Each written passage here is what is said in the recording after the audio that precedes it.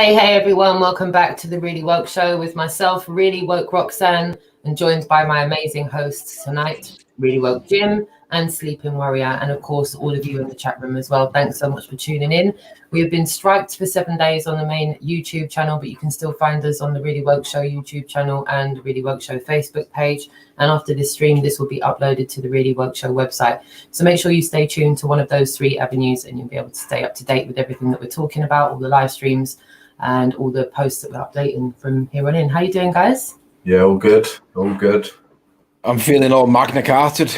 I know. I think everyone's Magna Carted out. For all of you in the chat room, we've got a couple more people coming on tonight. We've got a guest in-house in the Really Woke Show studio for you tonight, and possibly a few other guests joining us via link as well. Without further ado, I think what we need to do is we need to summarize about a few of the things that we're going to be talking about tonight. Magna Carta, we're going to be talking about the rule of six, the lockdown, how this is affecting everyone's life. So we want as much input from you in the chat room as possible. If you're just joining this stream now, don't worry, we've just started. We're literally just getting going.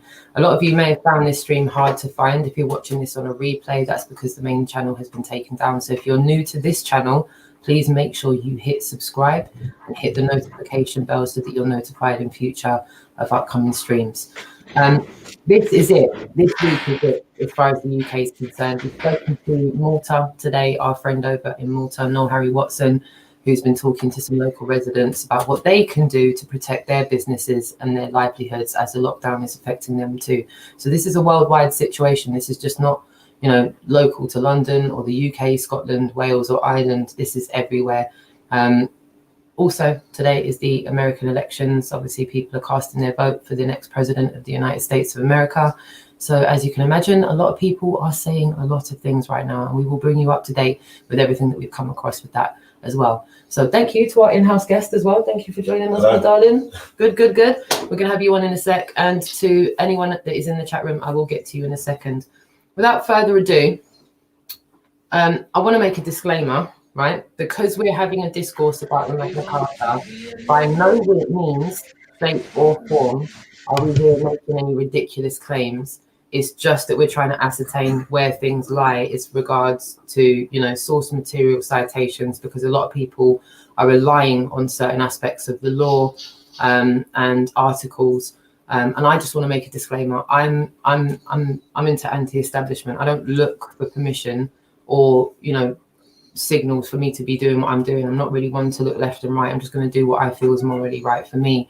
And what's morally right for me is to not be subdued by a tyrannical rulership who is taking away my civil liberties and my freedoms. That's for me to decide what's good for me and my children. But I do not feel that Most High wanted us to be ruled in as far as being arrested for, you know, going to see your friends, walking down the street, deciding to go to church. Or what letter does this sound familiar of? The one that we were reading out the other day, the one from the Archbishop Nuncio, who said that this great reset is a ploy by the globalist elites to take away our freedoms and by their means have us in detention camps by next year. So yeah, my rant is over there, but I just need you to know this is not about disinformation. We're not going out there and saying to people, look, the Magna Carta, the Article 61 is not legit. It's just there's a lot of muddy water, and all we're trying to ascertain is where's muddy water. We just want someone to enlighten us. So yeah. You know, that's all. We're hearing a few people saying, oh, well, okay. But we just, like, we've heard one argument. We just want to hear someone else saying, yeah, exactly, a different one. And to any of you that are in the groups that we've got together, if any of you want a link to join the show tonight, please get in touch with us via WhatsApp on the group, and Jimmy will pop a link in there, and you can come on through to the studio just now, and you can go back and forth, because what we want to be able to do is, if we do disagree, if people are disagreeing, we want to be able to disagree properly. We don't need to have arguments. No one needs to fall out. Arguments, a healthy debate is not an argument, correct. Is it? Because either way, whether people are going to rely on Article 61 or whether they're not, it doesn't change the outcome of the fact that people are not going to consent. No. So one way or the other, we will get to the bottom of it. That's for sure. We will definitely get to the bottom of it. So yeah, that's my piece. I yield the floor because I needed to make that disclaimer about me. I'm, you know, if you're an anti-establishmentarianism type of person, I'm not really sure you look for permission from the law or anything to do what you're looking to do. So that's just my take on it. And I yield the floor. Who wants to go next? And me? Well, I mean, let's just get Magna Carta out of the way. Magna Carta is obviously the trending thing on Google. Apparently, I don't know. I don't know how you find this out, but I was told today that Magna Carta Section 61 is, Article 61 is trending. So obviously, there's a lot of people that are looking this up frantically, trying to work out what's going on. Now, I noticed that if you go to legislation.gov.uk, it gives you a lot of the legislation, the most popular legislation, maybe not every single one, but it deals with all the main stuff. And you can go to legislation.gov.uk and type in Magna Carta, and it brings up 1297. It does not bring up 1215. Article 61 relates to 1215. It does not relate to 1297. Now, if the one that's on legislation.gov.uk is the 1297 one, by virtue of that fact, that indicates that 1215 was not law. Okay. Now, I'm open to be corrected on that. I'm not saying it is or it isn't. I'm just saying that indicates that it was never law. So I wrote an email to legislation.gov.uk and I asked them what was the position, because by not being on their website gives the impression, not confirms, just impression that it might not be law. Could they advise? And they wrote back saying, we haven't got the time to do the legal research on something that old. If you want to look into that, you're going to have to go to a law library yourself and do it yourself, which is fair comment. So I did that. So what I'm going to do, I'm going to present my screen. I'm going to show everybody what I researched today and I found today. And I shared it with Roxanne earlier on just to run this by her to see what she thought. And I'm going to present it all. I'm going to present it to you guys now so you can make your own opinion. If I'm wrong with this, somebody correct me with something more credible than what I'm about to show you. Because if you're going to come up with me saying this 2001 petition to the Queen, that's not credible, because a petition does not invoke anything into existence legally. That is just a claim of a document's existence that was a petition document to the Queen, that there was an acknowledgement from the Queen's office, but in no way did it invoke into law something that never exists. Because if it invokes into law, then it has to go through a process. Now, that process could be the common law derivation or the common law process of making new laws. And that happens. We have the murder. That's common law. We don't have a murder act. We all know what murder is.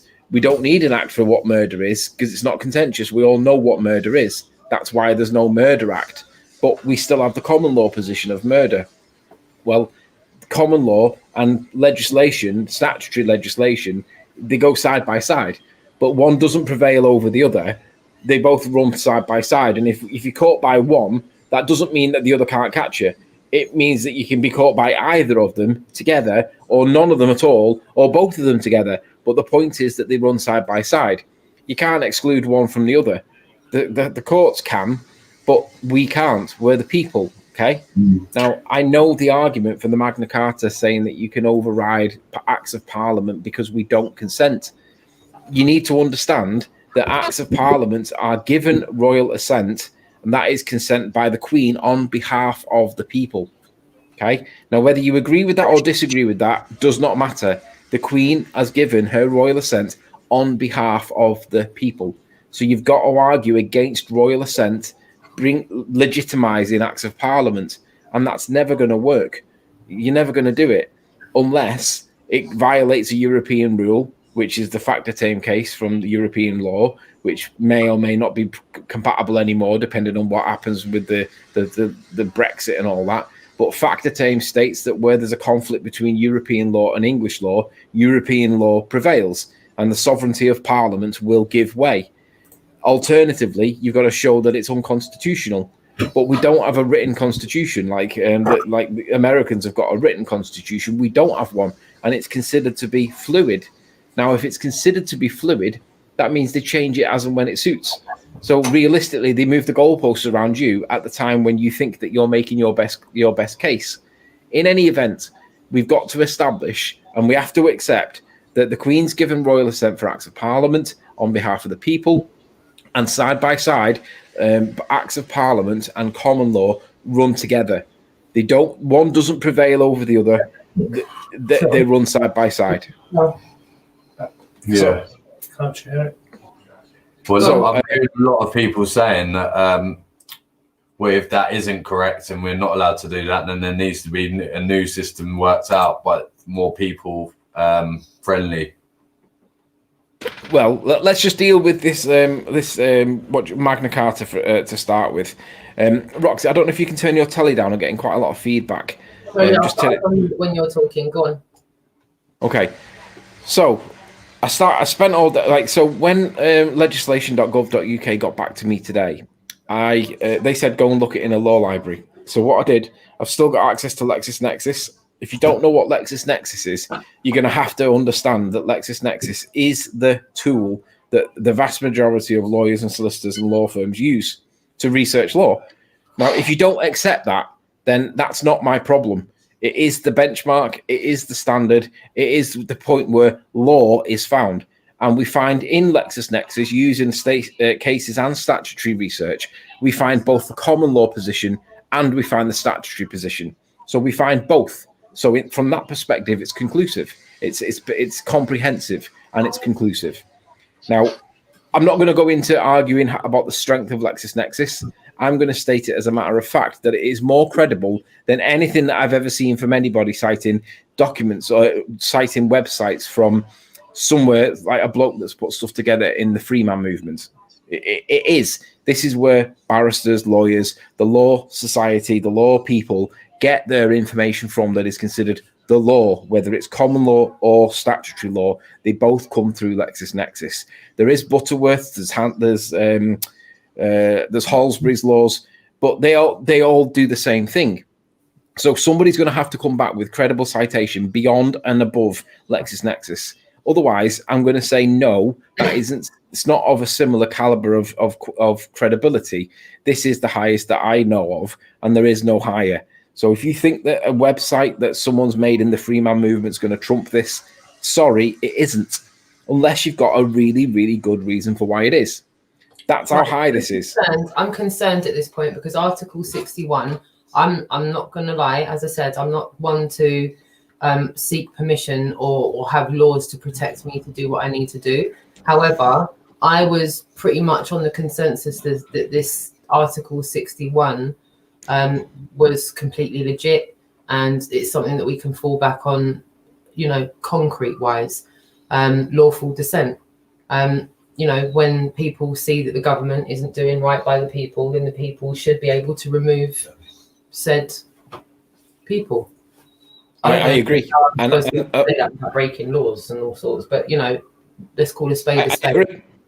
I agree. In essence, the government in power, if they're tyrannical and not acting in the best interest of the people, can and should be removed from office by force if necessary. That is fundamentally one of our. If Article 61, then lawful dissent. If not lawful dissent, then what? No, if Article 61, then lawful dissent. If not Article 61, not lawful dissent in that capacity. You have to find another angle. So it's all about whether or not Article 61 of the 1215, what's it bloody called? The 12th Magna Carta is the correct avenue to be exploring.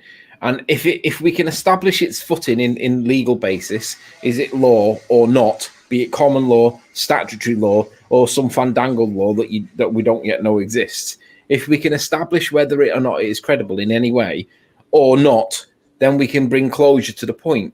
And then I'm going to open it up to anybody that can debunk me, because I'm pretty confident that my legal position here is accurate.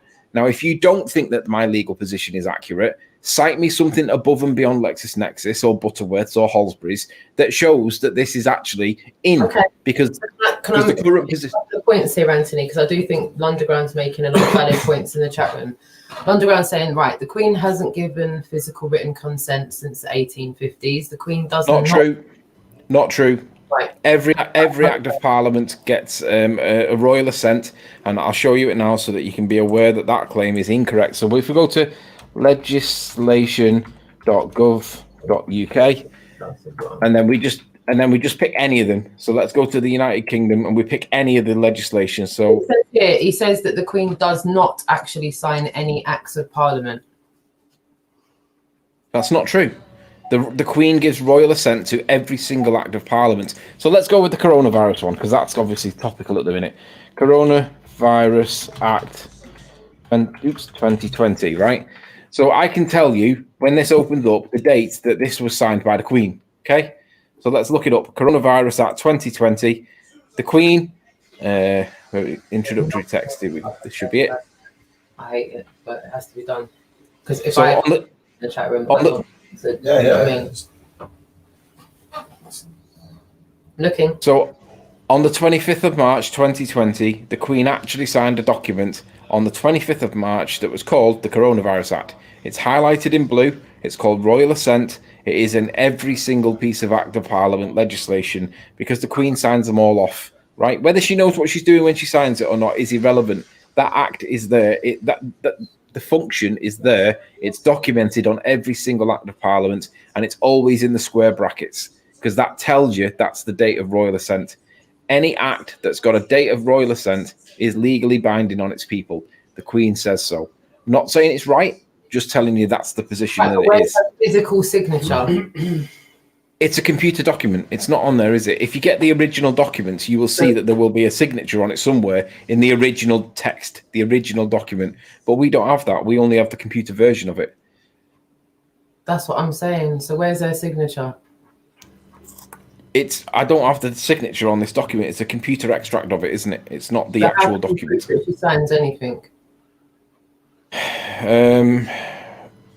You could try taking it to court and argue that there's no valid signature, therefore it's not legally satisfying the requirements of a valid Act of Parliament, and on that basis you could argue that it's not valid. I don't think you get away with it, but if you want to argue that the Queen hasn't actually signed it, let me know how that goes. Right now is get to everyone's. I'm really appreciating all of your comments in the chat room and all of your questions. I'm asking facts. Where's the signature? London Brown said that could be put there by anyone. Does she actually sign it? Another good question. It's almost like these things are posing more questions than they're answering. To be honest with you. Yeah. No, that's because it's so you don't know if she's actually signed it, but they led us to believe it's like they don't want us knowing anything. They just take things on and off. They redact things. They leave things like ... and don't leave anything there for people to see. It's like you said, if they can't convince us, then they'll just confuse the fuck out of us. And you know, on this topic, I'd respectfully suggest that the reason why that there's lots of questions about whether she's actually physically signed it or not is bred from ignorance rather than an understanding of what the actual. Now, I'm not saying I'm absolutely true, 100% true here, right? I'm just saying that this is what I understand the position to be, and this is what I'm told. Now, I accept that what I'm told because it would mean that the whole legal foundation of every single Act of Parliament and law would just collapse because it was never executed correctly. But I'm pretty sure that when Boris Johnson signs off documents, he does actually sign them off. I'm pretty sure that when the Queen signs off stuff like indicated on the 25th of March, she does actually sign it off. But if somebody wants to demonstrate that I'm incorrect, then let's see some supporting evidence or case law or anything that indicates that the date in square brackets here does not represent the Queen's actual signature from when she signed it.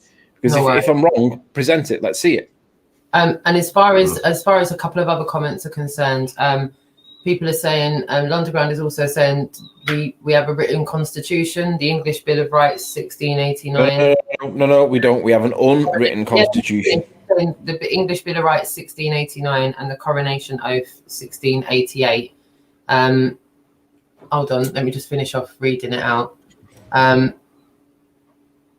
Britain does not have a constitution. England does. EU is Roman law. England is common law. Totally different legal system. I'm just making sure I'm just getting all of it. Yeah, English Bill of Rights is still law. Betty Boothroyd stated this in 2001. English Bill of Rights is still considered to be good law. That is true.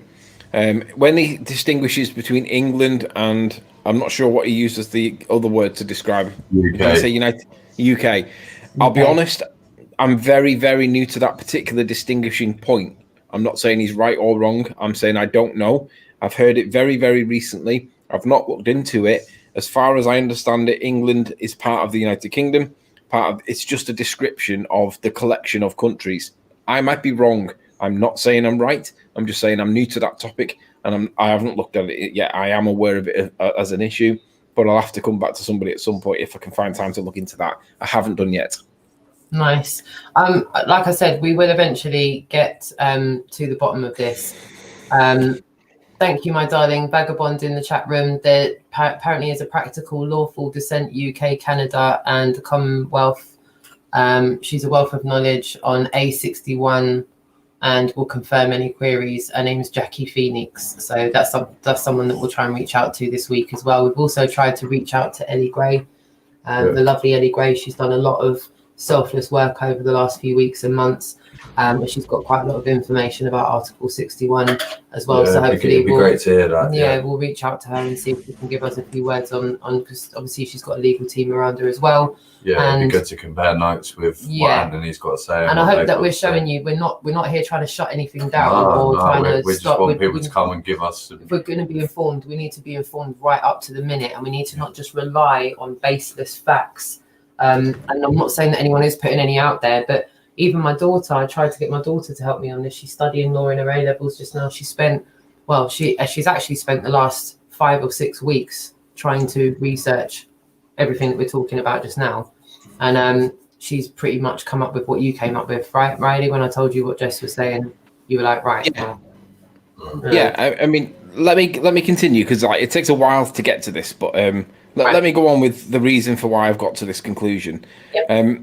I was looking up on LexisNexis, and I was specifically looking for Magna Carta 1215, and I didn't get very many references. I didn't get very many good hits on it. I got lots of references to it, and they were all referencing like in the opinion of. So it would say somebody referencing where he thought this originated from, and it was cited to be 1215. But an opinion in these documentations isn't going to be strong enough. It's just an opinion. I'm looking for actual citation of the 1215 Magna Carta actually in existence as a legally binding something, be it common law, statutory law, or some other form of something that I can tell people what it actually is, right? And in the end, what I found was this reference to Hong Kong. When Hong Kong was handed back to China, Hong Kong used to be under UK rule. We handed it back some time ago, and the Chinese were putting into play some elements of law. And what they've done is they've based the Hong Kong law on the UK constitution, the UK administration of law, and the UK everything. Basically, is nothing's really changed. But in this document, it describes the role of the Magna Carta. Roxanne, could you mute? It's just I can hear lots of background noise. I'm so sorry. Thank you. So there. In this article, I just did a search for Magna. You can see that there's 4 references to it. And in this document, it describes, and this is going to take, I'm going to have to read this a couple of times so that people can understand what's being said. Yeah, no worries. It talks about the doctrine of legislative supremacy became a pillar of the Hong Kong's Lex Parliamenti at the outset.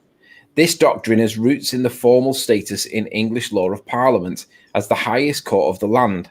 The power of Parliament, whose formal name remains the High Court of Parliament, to make laws legislatively orientated. Now that's the opposite to what Roxanne, could you mute, please, darling? I am on mute. You're not on mute. Oh, wait a minute. I don't think I'm using the right microphone. Sorry, just hold on a second. And I'm not, you know. Right. No. So I'll just say that again. The power of Parliament, whose formal name remains the High Court of Parliament, to make laws legislatively orientated. That's the opposite of common law. Common law derives in the courts by the judges. That's what everyone wants to rely on. But the common law and the statutory law run side by side. There isn't one that overrules the other. They both run side by side, right? They're indistinguishable, or you can't compare and contrast them. They're still law, both of them, right? And if I've got that wrong, somebody show me how that one overrides the other, because it doesn't. But anyway, unless somebody can show otherwise. And look what it says. Oh, yeah, it literally says this here. It says, the power of Parliament, whose formal name remains the High Court of Parliament, to make laws legislatively orientated, and was traditionally indistinguishable from its customary power to declare or modify the common law. So the perception that common law in some way is stronger or better than it literally tells you here that it's traditionally indistinguishable. Now, bear in mind, this is referencing the creation of the new parliament in Hong Kong. It's still talking about the indistinguishable nature of common law over statutory-based law. Okay? Now, you can argue with that if you want to. This is from LexisNexis. Now, I'm not saying that I'm right. I'm just reading the citation for what it actually says. I'll continue. It says, the legal preeminence of the Acts of Parliament, therefore, resulted not only from subordination of the monarch to law by seminal documents such as Magna Carta 1215 and the Bill of Rights, but also from the entrenchment of the principle that law is to be declared and interpreted solely by the courts. Okay? Now, I'm just going to read this a little bit again. It says that the legal preeminence of the Acts of Parliament, therefore, resulted not only from the subordination of the monarch. So we've got the monarch that is subordinate to law, and then it says by seminal documents. Now, I'll be honest, seminal documents was a new word on me. Seminal. So all I did was I went into Google and I typed in seminal documents, defined as a document, not a law, not an act, not a common law. It's just a document. So let's put that into a context. Me, Jimmy, and Roxanne could sign a document where we promised never to stab each other. That document is a document, but it's not a law and it's not an act. It's just a document. So a seminal document is a document that in a field of research, not law, research, might be legal research, but not law, provides new ideas and serves as a basis for others that will develop later. Well, what do you know? We've got a development that comes later on in the law, which was the Magna Carta 1297. So it seems to be that the seminal document that led to the Magna Carta 1297 is the Magna Carta 1215, because it's described that way by LexisNexis. So this is the way it is, guys. If somebody wants to argue that Article 61 of the 1215 Magna Carta is somehow law, I'm going to tell you now that LexisNexis tells me that the Magna Carta 1215 is a seminal document that relates to the Magna Carta 1297. That doesn't mean it's part of it. It doesn't mean it became inaugurated by a 2001 petition to the Queen. What it means is, imagine an A4 piece of paper and we're going to brainstorm good ideas for our business proposal. We're going to put business proposal in the middle, put a cloud around it, and then we're going to spin off with all these ideas. Cheap to run, easy to administer, all these brainstorming ideas. And then when that document is finished, that document then forms part of your actual business plan that you give to the bank and hopefully get your money, right? So the bank then give you your money based on your business plan. But your brainstorming document that formed your business plan was the seminal document that created the business plan. But it wasn't your business plan. It was part of it, but it wasn't the business plan itself. Well, the same is true for the bill of the 1215 Magna Carta, because it's described by LexisNexis as seminal, and we know that there was a future development that came after it. So the 1297 Magna Carta was not preceded by it. It was created by the ideas that were written down on a document in 1215 called the Magna Carta of 1215. But in no way was it law. No way was it. Go on, Roxanne. All right. The only thing that's bothering me is the icon in the top left-hand corner, Google. Can we not use another source to find the information other than Google? Yeah. Is that all right? Cheers. That was the only interruption I had. Thank you, darling. Definition of seminal. Let's try. How do I do it when it's not going through Google? Because it automatically. So let's try another search engine. What should we call Bing? That's another one, isn't it? DuckDuckGo. No, Bing. DuckDuckGo. Go DuckDuckGo.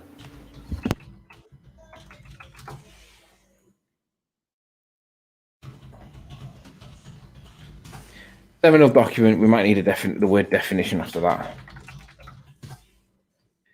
Make it bigger. Right, a seminal definition, definition of seminal. Of, relating to, or consisting of seed or semen. Okay, maybe not that one. Containing or contributing the seeds of later development. There you go. Containing or contributing the seeds of later development. So the Magna Carta 1215 contains the seeds of the document that was later developed called the Magna Carta 1297. That therefore means that where anybody that's arguing Article 61 of the 1215 Magna Carta is only arguing the seeds of the document that was later developed that was called the Magna Carta 1297. But it isn't law. It is the seeds that created the later developed document called the Magna Carta 1297. Now, if somebody can debunk that, I challenge anybody to demonstrate any evidence, citation, or reference, legal-based, that goes beyond a seminal document that is the way it's described in LexisNexis. Now, again, I'm going to say, I'm not saying I'm right. I'm just citing from the highest, most credible citation that I can find, which is LexisNexis. You can try it in Halsbury's, you can try it in Butterworth's, but you pay a lot of money for doing this legal research, and there are law firms and barristers that will charge a lot of money. Well, if there's anybody out there that can debunk me on my practical legal research here, please demonstrate it. Because as far as I can tell, it is a persuasive document that is not a law. It is not a common law. It is just a persuasive document that formed what was later created in 1297. If you can debunk that, go ahead. If you can't debunk it, you've got to drop this Article 61. And I'll tell you for why you've got to drop it. The position under the Human Rights Act of 1998, Article 10 and Article 11, is a way stronger arguing point that gives us everything that we want anyway, and we don't need to argue this red herring. Because this, to me... Tell us how, because there's a lot of people in the chat room. There's a lot of people who might be a little bit brokenhearted right now, thinking that was their call to action. Including some of my friends as well. So we really need to come up with solutions. So we know what the problem is. Now we know what the solution. We need to know what the solution is. Okay, so Human Rights Act 1998 gives us the same position that you would be in if you're arguing for Article 61 of the Magna Carta, but it's using the current system, the legislation, and it's within their argument, and it stops them from doing what they're doing. Now, we all know that even if it says that they can't do what they're doing, right now, they're doing what the fuck they want. So it doesn't matter whether this is legal based in Magna Carta or illegal based in Magna Carta or legal based in Human Rights Act or illegal based in the Human Rights Act. They're doing what the fuck they want anyway. But if we can argue within their convention, within their rules, within their acts, within their laws, we are in a much stronger position than trying to get round it, because you're going straight in like a boulder dart. You're going right in. You came in like a wrecking ball, right? This is the wrecking ball. So why go round it when you can smash through it? That is literally, you're arguing within their convention. Now, let's have a little look at what it says. You can go to legislation.gov.uk and you can pull off the information yourself. You don't need to be an expert to read what it says and understand it. You just need to know where to look. Well, I'm giving you where to look, and it's not Article 61 of Magna Carta 1215. Look here. Because if you've got half a brain and you read what it says and understand what it says and then critique it and argue with me as much as you want, I don't mind arguing with me, but at least argue a good point. Because I've told you the reasons why 1215 Magna Carta is not good. Because it literally is defined as seminal. Well, this is current, right? This is not seminal. This is in. We all know about it. And the answers are here. So why go round it when we can go through it? So let's have a look. Let's go down to at the bottom here. You've got the schedules, you've got the articles, and these mirror or are copied into our law direct from the Convention on Human Rights, the European Convention on Human Rights. This is our version of it, and it's basically copied and pasted. It's not identical, but it's been transposed into it, and it's accepted that it is copied and pasted. I'm going to put it full screen for everyone, okay? Yeah. So let's have a little look at what it says. So with regards to protesting, now I'm going to focus on protesting because this is my little baby, right? This is the thing that I'm the most passionate about, but you can apply this to a lot of things that are going on right now, particularly the idea of forced vaccinations or stopping the car at roadside and interfering with your freedoms to move. These things are the things that we should be arguing about because these are our rights. Now, if you don't want to argue for these rights and you want to argue for something else, you're wasting your time and your energy because these are here for us. These are our human rights. They're already in the law and they're in the convention that they understand. We're talking their language. Talking about Magna Carta is talking a completely different language. And I can understand why police would back away. Because when you start giving them legalese in the form of Magna Carta 1215, they can't even define the basic definition of theft, most cops. So when you start citing stuff that sounds like you've done a bit of research, no matter how correct or incorrect that legal research might be, if you put forward what sounds like a convincing or persuasive argument, most cops might well back down because they think, well, who the fuck is this? You must be some law firm or something like that. And they will back down because they're intimidated. But this is the way. On the other hand, when Gold or Silver Command give them the command to go and use force against protesters, it doesn't fucking matter about any of these, be it Bill of Rights or Magna Carta or human rights. Once they get told to jump, they become the Gestapo and they jump. So if you're in their way, you get trampled out the way. It's wrong. I don't agree with it, but that's the way it is at the moment. This is why it's tyrannical. This is why it's oppressive. This is why it's dictatorship. This is why it's everything that's wrong with society right now is this disregard for the law. But at least let's get our law right, okay? So let's look to this. In the articles, so I've shown you how to get to there, right? Let's go down to Article 10 and Article 11 and apply it in favour or against the protesters. So freedom of expression. This is just having an opinion. Doesn't matter whether you agree with COVID or not. This is your freedom to express that opinion. Right or wrong, you can be wrong and still express it. You can be right and express it, but the state can't stop you. Here's the reason why. You've got this subsection 1 of Article 10. Everybody, right or wrong, protester or not, has the freedom of expression. This right shall include the freedom to hold opinions, right or wrong, and to receive and impart information and ideas without interference by public authority, that would be Boris, and regardless of frontiers. That's religion. That's why everyone can freely talk about Christianity or Muslim or whatever. You can talk about whatever you want. As long as someone's there to listen, you're free to give your expressions in a public place. Okay? Now watch what it says. This article shall not prevent states, that would be the government, from requiring the licensing of broadcasting, television or cinema enterprises. That's free journalism. That's why we can be a free journalist. Now this is the most important bit. The exercise of these freedoms, that's expressing your opinion, since it carries with it duties and responsibilities, that's basically not to incite violence and not to start hate speech and all that, may be subject to such formalities, conditions, restrictions, or penalties that are prescribed by law, and this is the key bit, and are necessary in a democratic society in the interests of, and I'll just say, public safety. Now, this is where it goes wrong for the government, because when we're protesting, the government come up to you and say, yes, you may have the right to express your opinions, but they're not absolute rights, implying that there are curtailments that the government can do, which is true. But the curtailments that the government can do must be prescribed by law, coronavirus 2020. But it says and are necessary in a democratic society in the interest of public safety, right? So is it necessary to do the things that they're doing?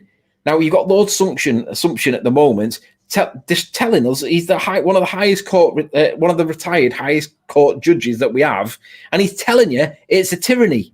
He's one of the highest judges. Now, he's telling you it's a tyranny because it's under the Human Rights Act. It's completely illegal. Why go with the bloody Magna Carta when Lord Assumption is telling you it's bloody illegal because it's tyrannical and it violates our civil liberties and our freedoms? He's giving you the answer. If you've not seen Lord Assumption talking about it openly, you must have been asleep because it's everywhere. He is the highest ranking retired judge out there, and he's absolutely on our side. Why would you go against that when it's within their system? Wake up, people. Come on. Let's look at Article 11. The freedom of assembly and association. That is Hyde Park. That is Trafalgar Square. That is anywhere that is a public area that we're allowed to assemble and associate freely with they don't even need to be friends. They can be anybody. So that means me, Roxanne, Jimmy, Timbuktu, anybody. We're allowed to do this. Now, again, let's read what it says. Everybody, right or wrong, good or bad, even jailbirds, right? All right, they're deprived of liberty. But once they come out, FAT says they remove microphones, taking away freedom of expression. Correct. They're not allowed to do it. That's why they're getting compensation claims. Mr. Muir, cited by Alex Belfield, he got a compensation claim and an apology from the police. Anyway, let's not go off there. Everybody has the right of freedom and peaceful assembly and to freedom of association with others. That's literally protesters, right? We've got that right. including the right to form and join trade unions for the protection of his interests. Well, that's obviously not relevant in this instance. We can dispense with that. But again, let's look at what it says, because the government are literally treating protesters as terrorists. I've heard them I've heard them say when they've been asked, why aren't you going after the shoppers on Oxford Road? And the answer they give is, well, they're not protesting. What, so protesting's illegal, is it? Absolutely not. But look, no restrictions shall be placed on the exercise of these freedoms to assemble and associate with each other freely, other than such that are prescribed by law, Coronavirus Act. But look at this bit. This is the bit that's important, and are necessary in a democratic society in the interests of public safety. It has to be necessary.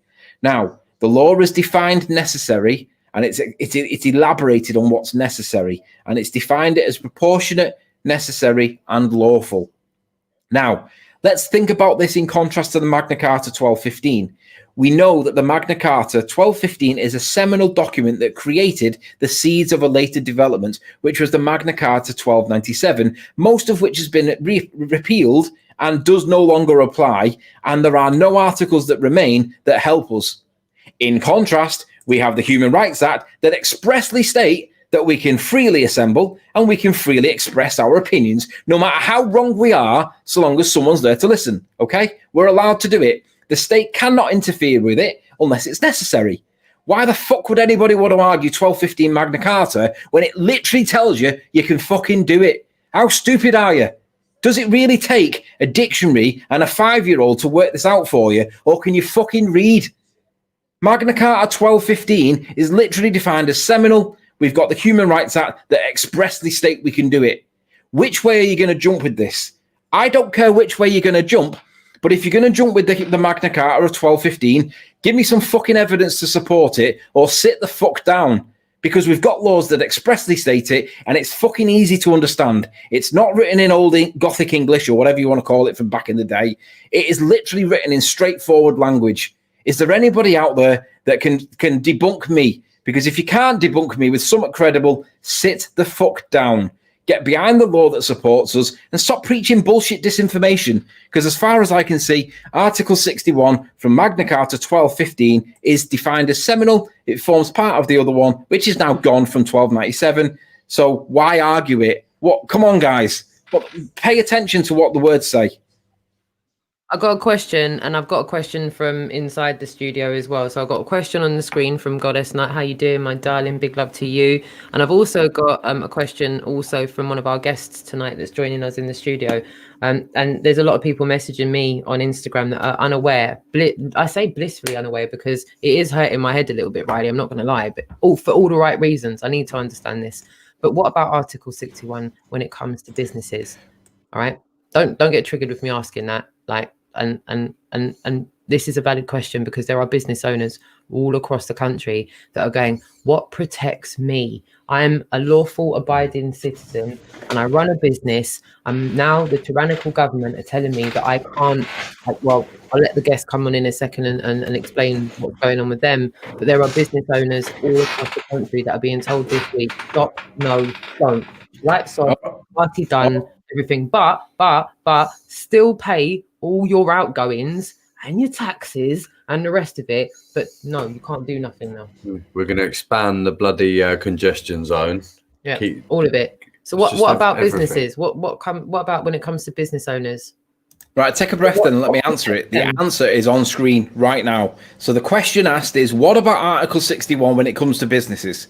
Article 61 relates to the Magna Carta of 1215. By definition from LexisNexis, it is described as a seminal document that leads up to the future developing, or the later development, which was the Magna Carta 1297. That document has largely been repealed, and the bits that are left in do not help us in any way right now. So to answer your question directly, what about Article 61 when it comes to businesses? Fuck all. Why? It isn't law. It isn't in. It never was in. It was nothing more than a brainstorming document that led to the creation of the Magna Carta 1297, which largely has been repealed, and the provisions that still exist do not benefit us in any way, shape or form. And basically, if you're going to argue that, you might as well just piss your money into the fucking fire, because it's going to do nothing for you. But what about the businesses that are already using this Article 61 to stand up to councils and common law and the council, and the police haven't done anything to stop them so far using Article 61? Well, like I said, you can bamboozle the police, most of the police, because most of the police don't even know the definition for theft. So you'll get past the police pretty easily arguing either, because, well, it depends on how much. It depends ultimately on if they've been told by Gold or Silver Command. It doesn't fucking matter whether we're right or wrong in the law. It'll be dealt with later, right there and then. If Gold and Silver Command have said charge, they're fucking running at you. Doesn't matter whether Magna Carta's right or wrong. Doesn't matter whether human rights is right or wrong. If somebody gives them the command, you're in the way, you're getting mowed down, right? Wrong or right, that's the way it is. This is why it's tyrannical. Now, why would you want to argue? So to answer the question, what about Article 61 when it comes to businesses? If you go with the Article 61 when it comes to businesses, you are wasting your time, because what you're not doing, you're not arguing the one that directly affects us. Most businesses are sole traders. Most sole traders are humans, and they are the same as the business. Now, there is a difference between a limited company that doesn't have human rights and a sole trader that does. But the human rights for a sole trader are literally on screen for you right now. It's written in layman's terms. It's very easy to understand. The government can't do what the fuck it wants. So to directly answer the question, don't use Article 61 because it doesn't even exist. It was a seminal document. Use these. This is where the human rights law is. Anybody that argues Article 61 is literally pushing disinfo, unless you can prove me wrong. My challenge out there. As a business owner, you can use Article 11 of the human rights, yeah? If you're a sole trader, yes. Limited companies are different. What about self-employed? Because not the self-employed, MRC doesn't give a UTR for self-employed people, you know. I know that. I'm a sole trader myself. It's different. Go on. Self-employed people are also human rights protected, yes. Yeah, but they're not considered sole traders. You know that. By HMRC, they're not considered sole traders. If you're self-employed, you're not considered a sole trader by HMRC. I see that as a red herring and a distraction point. The answer to the question is, if you are a sole trader, you are a human and your business is with you personally, rather than existing in its own legal entity that is not human and doesn't get the human rights. That's the answer to the question. Okay, so that we sound like we're going down the road of solutions, which I like. I don't really like spending too long talking about the problem, because we know what the problem is. What we do need are multiple solutions. There are business owners watching, there are sole traders, there are people that have got their lives that they've built up over years now on the line, thanks to the government, thanks to people acting like they think they're God.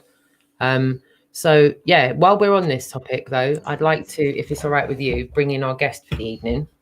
But before I do, I would like to say on this note, Riley, I just need you to say unequivocally, for anyone that's watching, for anyone that's in the chat room, right, this is not an argument. This is not us trying to argue this point. What we're trying to do is give all the information that is to hand. And I would urge anyone to reach out to the Woke Show, Roxanne at thereallywokeshow.com, with any information you have regarding Article 61, any citations. Having said what Sleeping Warriors said this evening, you've brought up some points that I can't ignore. And up until now, I've kind of been relying on Article 61 as opposed to the Human Rights Act. So I for one, I've been kind of startled by some of the things that we've said this evening so far. Let me put it this way. I don't really care which side that we argue from. At the end of the day, my view is that this government's taking the piss, and I agree with everybody when we need to do something. And when we argue about what we need to do, I would say, given my background and given the ability that I've got and the access to legal databases that I've got that most people don't, I would say that if you're going to argue for the Magna Carta 1215 and you ignore what I'm saying, that it's described as seminal and it forms the basis for the 1297 Magna Carta, if you want to ignore that, then fine, go and ignore it, fine. But at least do it with some credible citation for why you're ignoring it. Now, I've cited from LexisNexis that it's defined or it's described as seminal. I want somebody to come back to me and say, you're wrong because This document shows that the 1215 Magna Carta is intrinsic in its own right, not leading up to the 1297 Magna Carta, not leading up to anything in the middle that might have been along the way. This document, the 1215, is seminal. So if you want to debunk that, bring citation, evidence, references that say that this is in its own right, its own piece of legislation, common law or otherwise. Otherwise, if you don't have that evidence to support the assertion that it's something other than seminal, my LexisNexis evidence works because it's superior to yours, which is nothing. Now, if you're going to cite me a Freeman website that's been made up by your mate John, then I'm going to say LexisNexis is more credible than that. Now, you can disagree with me if you want to, but my advice to anybody that's thinking of Section 61, the human rights is there for you. It's there for us all. We are all protesters. It's in layman's terms. It is very easy to understand, and it's within the convention. Why would you not want to do that when Lord Sumption? If you've not checked Lord Sumption, right? I'm going to have to show you this, because if you don't know who this guy is, you need to be aware, because this guy, Lord Sumption, basically, right? Look, just the first Lord Sumption tyranny. So I'm just clicking on the first thing that I see. Former Supreme. Let's get rid of this. Accept. So, former Supreme Court Justice. This is what a police state is like. This is Lord Sumption back in the day when he was in his gowns. I'm going to cite this guy because he's more credible than anybody that's got a Freeman Movement website from a pub. You make down the pub, right? This guy is he's the highest of the judges that are out there, right? And he's on our side. Look, the former Supreme Court Justice Jonathan Sumption QC has denounced the police response to the coronavirus, saying the country is suffering collective hysteria, which is exactly what's going on, right? This is a judge telling you that this is what's going on, and he's right. This is an edited transcript of his BBC Radio 4's World at One programme earlier today. What date was this document? This is March. So, but there's more recent documents than this. He's been very prolific. He's interview after interview after interview. He was on Radio 4 live the other day talking about how much of a joke it's become. This guy, I mean, this is a bit old now, but the real problem is that when human societies lose their freedoms, the freedom to assemble and the freedom to express, it's not usually because tyrants have taken it away. It's usually because people willingly surrender their freedom in return for protection against some external threat. And the threat is usually a real threat, but usually exaggerated. That's what I feel we are seeing now back in March. And obviously his words were true. The pressure on politicians has come from the public. They want action. They don't pause to ask whether action will work. They don't ask themselves whether the cost will be worth paying.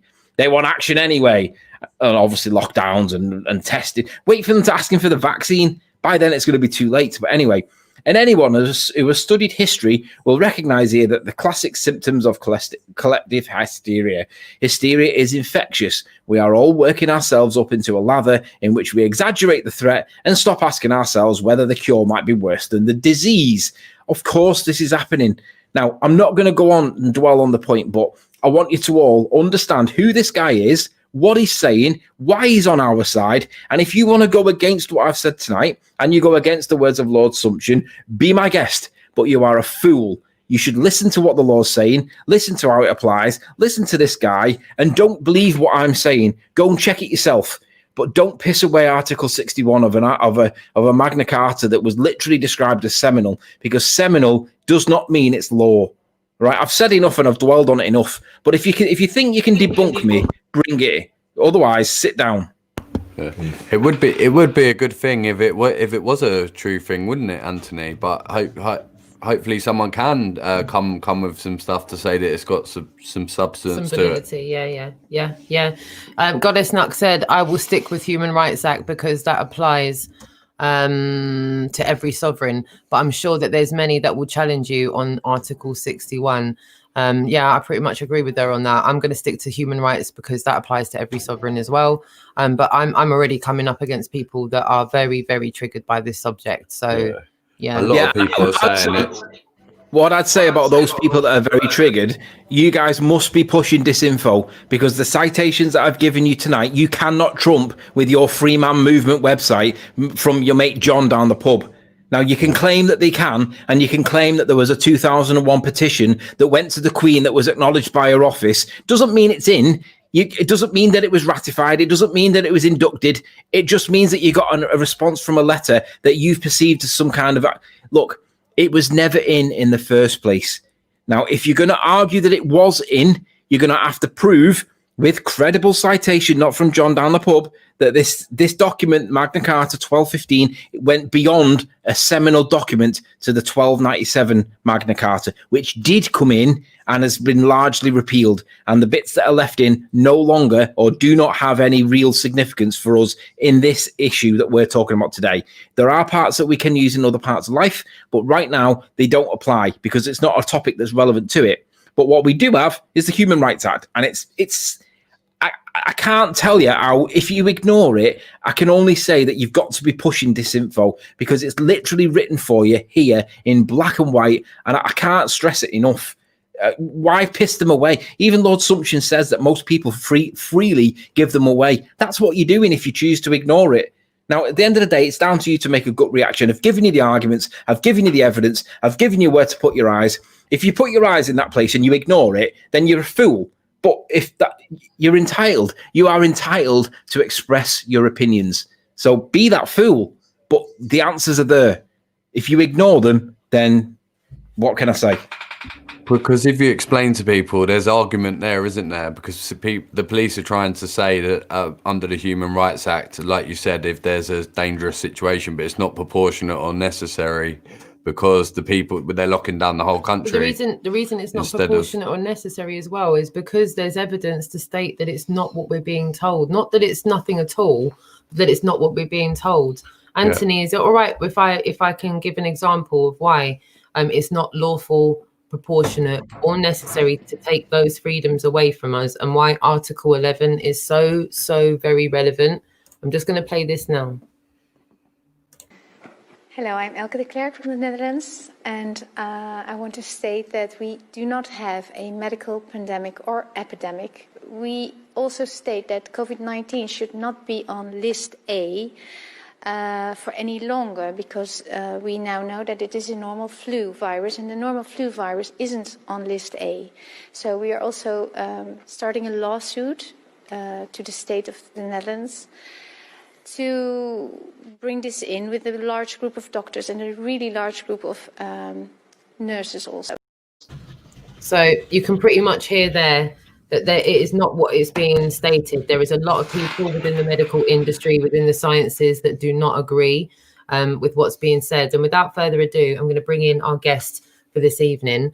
Because just before you do, there is another really good reason why it's not proportionate or necessary or lawful, proportionate, necessary or lawful, and that's the 93% false positive rate of the what's it called, the PCR testing. That 93% false positive is going to infect, or it's going to give the perception that the whole country is infected, or 93% of it. Now, the reality is, if 93% of it are false positives, that means the vast majority of us are not infected, right? So how can any kind of influencing factors or any kind of curtailing factors from the state in the forms of coronavirus regulations, the rule of 6, you're not allowed to go and see your nan, but you can go down the pub or whatever. How can any of them be proportionate when it's based on this PNC or PCR testing or whatever the phrase is that's 93% incorrect? I mean, that in itself, that one argument in itself shows that this is all bullshit. Now, you can add to that list as much as you want, and it's just going to bolster the case against the actions of the state because they're directly affecting our human rights. But if, like it says, Lord Sumption says, if you want to piss them away because you willingly surrender their freedom in return for a face mask, or in return for a 200 quid or 500 pound thing for a swab or whatever, if you want to do that, then you really, I don't know why you're even in this movement, because these are the things that we should be keeping and fighting for, not giving them away willingly. Correct. This is why we're live now. This is why we're having this conversation now, because this is not something that's in the pipeline. This is not something that's planned for a few years down the road. This is happening now. Shout out to Goddess Nut as well. This is something else that we're going to touch on this evening as well. The terrorist threat level is on high in the UK. This is, like you said, where Human Rights Act will come heavily under attack. I've also read articles of Boris bringing the subject up for changes as well. It looks like everything's literally being moved from underneath our feet. And at this point, I'd like to thank Carl for joining us on the Really Woke Show today. Thank you for joining us, my darling. This is really where we are at. We've got business owners across the country. We've got people that are holding down families, jobs, full-time situations. And within the next 48 hours, that ability to do that is being taken away from millions of people. Where are you at with this? Because it feels like a brick wall's being brought up in front of you as well. Well, I'm at the same as everyone else, really. I'm bewildered at what's going on. We haven't got freedom to speak. We haven't got freedom to protest. And we haven't got any human rights actually at the moment. That's what I feel. You know, we've been blocked on social media and stuff. And that's where we're at, really. I think we're sort of not at a brick wall, but we're at a point now where we need to do something. Yeah, social media accounts are being taken down. They're being censored. You can't get the information. All us three have been taken down. Yep. Carl, a couple of weeks. Yep. Would you agree that we should have, by virtue of the evidence that I've shown with the Human Rights Act tonight, would you agree that we should have the freedom of assembly and we should have the freedom of expression? We should have it, even though, right? So therefore, we're all of the same.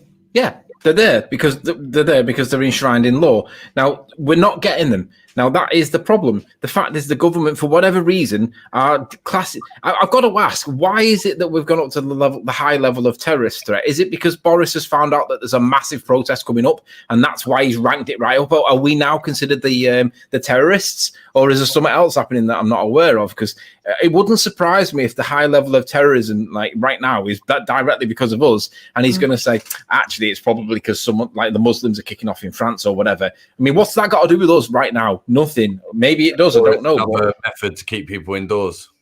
There you go. That's what's going on. Yeah. So, with regards to your business, how is this situation that's going to unfold over the next 48 hours affect you and your business? So I'm not a business owner, but with my background as I'm a chef, you're all going to be laid off basically. I've stopped. I'm not working at the moment, and it's impossible for me to get a job at the minute because of the new restrictions. Because we're just not needed, to be honest. You know, restaurants aren't going to be open, and the service is not going to be made redundant and just left on the scrap. So it's like a domino effect. One thing that's happening to the next thing that's happening to the next thing. It's now a vicious circle. We've got everybody that's now at the platform waiting for the train of freedom to come on through. And in the same sentence, we're being told by people like Priti Patel that people in groups of bigger than two will be arrested. So again, let's look at Boris's rule of 6. We all know that that's not proportionate, it's not lawful, it's not necessary because reasons. But Priti Patel's now bringing out a rule of 2. Yeah. So where the fuck's that? Are they just making these laws up as they go along?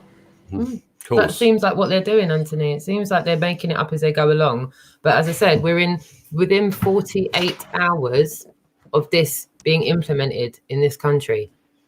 Yeah, this is what's going to happen. People are going to get arrested and detained for walking down the street that's outside of their local area. I've already driven through South London over the last couple of weeks. I can see how South London has been segregated. I have seen ambulances stopping at these big plant potters and obviously giving up after going up and down 15 roads or so, and like literally getting out the ambulance and just legging it the rest of the way because they've given up. So they're not even privy to information. You would expect them to be negated around these. Well, you need a forklift to move them. It used to be a gate that maybe emergency services could open. Yeah. But now it's like you need a forklift to move a big plant pot out of the way. Permanent. Yeah. It's permanent. That's what it is. Those roadblocks are permanent. And to be honest, I perceive that as they're doing that because they're going to kill everybody. I mean, why would you pen people in like that? You can't get emergency services in. You can't get fire engines. Well, whatever they're trying to do is it's not going to suit my what I want to be doing. I'm sure. So Thursday, it feels like the line's been drawn, especially within the belly of the beast. On Thursday, they're saying that the lockdown ensues. And those that are going to go out and protest or go out and gather together as one are going to be, well, have to wait and see. All that you're hearing out of Boris's mouth is army. It's punished, isn't it? We're going to be punished. That's what we're going to be. We're going to be punished for coming out. But we're going to be punished. We're going to be punished if we lie down and let it just take what they're going to give us anyway. So we're being punished on a day-to-day basis. My friend here, I went and watched his son's football team. He's actually the manager. So can we talk about how that's affected? Yeah. How that's affected your football team? You started up for a couple of weeks, didn't you? Yeah, I came and watched. Back. Yeah, we just sort of come back, and kids have got into the swing of things and that, and sort of somewhat normal.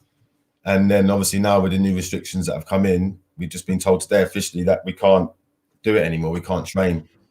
We can't play. The league's on hold until the 4th of December. You know, it's going to go longer than that. So the kids have been promised that they'll get like Zoom training sessions and things like that, and it's just not right, is it? It's Are they going to have a cardboard cutout for the coach? Do you know what I mean? It's just not. It brings so many other things in. Like not all the kids have the access to Zoom and stuff like that. Not all their parents don't have unlimited internet and phones or webcams or anything to do it on, or even a garden to go and do it in. I know for my son, it's reduced his activities down to a minimum. He normally does basketball, football. Yeah. He normally regularly goes out on his skateboard with his friends. He normally goes out with a bunch of his friends on his bike as well. And he's just been reduced down to a singular couple of things other than computer games and interacting with me. And there's not much outsideness anymore. Computer games, but no. Yeah, well, even that when I was a kid, all I'd done was play football. Like lunchtime, break time, after school, till I went to bed, I played football. Like to think of me now as a kid being told you can't play football, like that must be so mentally damaging for the children. Not just football, any sport or any interaction with other people. And if you look at the rates, what we're seeing, what they're trying to make us scared of, they're talking about data that could come. It's nothing that's actually, it's not something that's here now. So we're being told that we can't go out our house from Thursday, but our children can go to school, but they can't play football. That's what so none of it, when you try and break, that's the way to simplify things to people. Just really ridicule these events that they're putting in front of us and say, okay, so why can we do that and not that? And really try and simplify things to people that are not seeing it. And then they start to think, yeah, maybe. Why? Parents are starting to do that at our football team now, because obviously the first time around we kind of went along with it, but now they're like, well, we've been back at school now. They're going to school every day with 300 other kids, mixing up in all types of different bubbles, whatever you want to call them. And then they can't come and play with another 10 kids at the weekend, you know? Yeah. We've already been doing the bubble. So within the institutions, they're allowed, but on their own free will, they're not. Well, and children have been apparently are no danger, are they either? So it makes it even worse. They said they're going to keep the schools' education settings open as well. But everything else, all non-essential businesses are being told to stop as of Thursday. Yeah, and again, like what is a non-essential business? Well, all businesses are essential to someone's earning, someone's living. If it's your business, it's essential to you, surely. Yeah, well, I don't understand what non-essential means, to be honest. I don't really buy it. Define essential, everyone in the chat room. Riley, your chance to chime in here. Like, where I think you draw the line? I think I'd rather argue it the other way around and say, like, they know that the supposed infection rate, even though they should be looking at deaths, but they're obviously not going up enough. So they've got to focus somewhere else. So look over here at the infection rate. Don't look over here at the deaths. We're not bothered about the deaths. We're bothered about the infection rate. But when you look at the infection rate, they know that it's a given statistic, which I'm sure is true and reliable, that 25% of the infections are actually being caused by the education system, because all the children are carrying it on to the parents, who then go round to the grandparents because it's Sunday and all that. The children are supposed to be carrying it round. I mean, I'm not saying that that's true. What I'm saying is, how can you have non-essential businesses being shut down when the biggest perpetrator of the infection rate spread is the education system? How can you have? It's just ridiculous. So you'll shut down the gyms that contribute to, what was it, less than 1% of the supposed infection rate. You shut down all the gyms. And I think restaurants were quite low on that as well. The restaurant sort of industry was quite low. It was only about 2% or something like that. But big shout out to Liverpool for help out. Exactly. Big shout out to Liverpool for standing up against it, because they've now got an exemption. Apparently gyms are back on again now. You can use gyms because they're not a problem. But here's the other thing, right? If the infection rate is really as rabid as what they say, and it's going around everywhere, right, and you're going to keep the schools open, and then you're going to shut down the non-essential businesses, where do you draw the line? And obviously, no matter where you draw the line is going to be a problem. But no matter where you draw the line, you're going to piss people off, because you can't keep education open and then shut down. It's just so fucked. It's just This is just nonsense. None of it makes any sense. Boris came out the other day and said, well, we need to protect the care homes, and it's just but why not just lock down the care home? That will be proportionate, because we know that the people that are most susceptible to the COVID are anybody beyond a certain age or have respiratory problems like COPD or stuff like that. That would be the proportionate response, right? Because that way, yeah. But well, it's not that it's too easy. It's that it only affects a really small slither of society, and that way it puts the onus onto the individual to, if you think that there's a problem or you might be at risk, you wear your mask, because then you're safe, and then the rest of the society carries on as normal. That would be proportionate. Whether or not that's necessary is a different point. Maybe it's necessary, maybe it's not. We could have that argument, but either way, it would be proportionate. So let's just say it is necessary, because we do want to protect our elderlies, our silver tops. Let's say let's argue that is necessary. It's still a fraction of society. It's not fucking everybody. So it's true. But that's not going to give them the desired goal. They need to focus on that infection rate, isn't it? Not the death rate. They need to focus on data, isn't it? It's a war on data. It's all about manipulation of data. That's what we've been saying. What we need to be pushing is the doctors not to be putting COVID on death certificates more, because they're the ones that are basically creating the data that the government's relying on. Don't put COVID on the death certificates anymore, even though they're not looking at deaths now. If that death rate starts dropping because people are not lying about what they're actually dying of, well, what's that going to do to the whole pandemic scenario? Because the infections are naturally going to go up, because now they're doing 2,000 army personnel in Liverpool that are going to force testing on the whole city to get an accurate local regional area. That's being pushed out. The 15-minute test, isn't it? That's what they're pushing out, is like a 15-minute test. How credible is that? Go to Boots and get one as well. But I tell you what, though, let's just play draconian level. Let's say that I'm Boris and I'm the Prime Minister, right? Let's pick on a city, and I'll pick on Liverpool because they gave us shit in the 80s, right? I'm now going to put a 93% PCR test on Liverpool, and I'm going to get the whole city tested, right? The results we know are going to come back disproportionately high because it's 93% false positives. What do you think that's going to create from the perspective of the government if they think that Liverpool is now full of infected people? They're going to nuke it. That's what they're going to fucking do. No, hopefully not. Hopefully not. But we all know it's all blown out of proportion. We all know, anyone who's been looking at this for a bit of a while now, you know roughly where they're going with it. It's not just, if you, even on my Instagram before it was unfortunately deleted, like these two people here, I put up a poll a political agenda or deadly virus, and literally 100% of people political agenda, and that's all the people that told me I was selfish and all that at the beginning. So there are a lot of people answered that I really didn't expect them to answer. So we are moving in the right sort of. But they might not be nuking it as such, but they're doing it for a reason. There's a reason why they're testing it. It's like a ground zero. They're testing it to see whether or not how subordinate the people in Liverpool are. But we know this is where history is repeating itself, because in the 80s we had the politico-economical scenario that was the housing scenario, which caused the riots in Brixton, in Birmingham, in Liverpool, in Manchester. All the big cities had rioting, right? Liverpool was singled out to be the biggest one because toxic riots and all that. Now, don't get me wrong. I'm not saying Brixton wasn't big, and I'm not saying Birmingham was, but what the media focused on Liverpool, and they made them into tyrants. Now, the reality is, whatever went down then, it was politico-economical, because the housing scenario was being pushed by the Conservative government at the time to prioritise influx of migrant people coming in, or immigrant people coming in, and they were putting them in houses that the locals, the normal people in Liverpool, Birmingham, Brixton, they felt that they were being put below the priority order in favour of people that had been here 2 minutes. Now, rightly or wrongly, doesn't matter at this point. The point is, it was a politico-economic scenario created by a Conservative government that caused fucking riots. Now, we're about 35 years on from that, and I remember the fallout from that, and I remember Thatcher stealing our milk, having the miners thing, having the Dockers thing, Hillsborough. I remember all the raping of society that Thatcher had caused in the Conservative government. I still remember that fallout, and it's still raw now. What do you think is going to happen when they go back in there and they start doing the same thing again to Liverpool 35 years later? Now, don't get me wrong, I'm being a little bit chip on the shoulder, right? But it's because it's justified.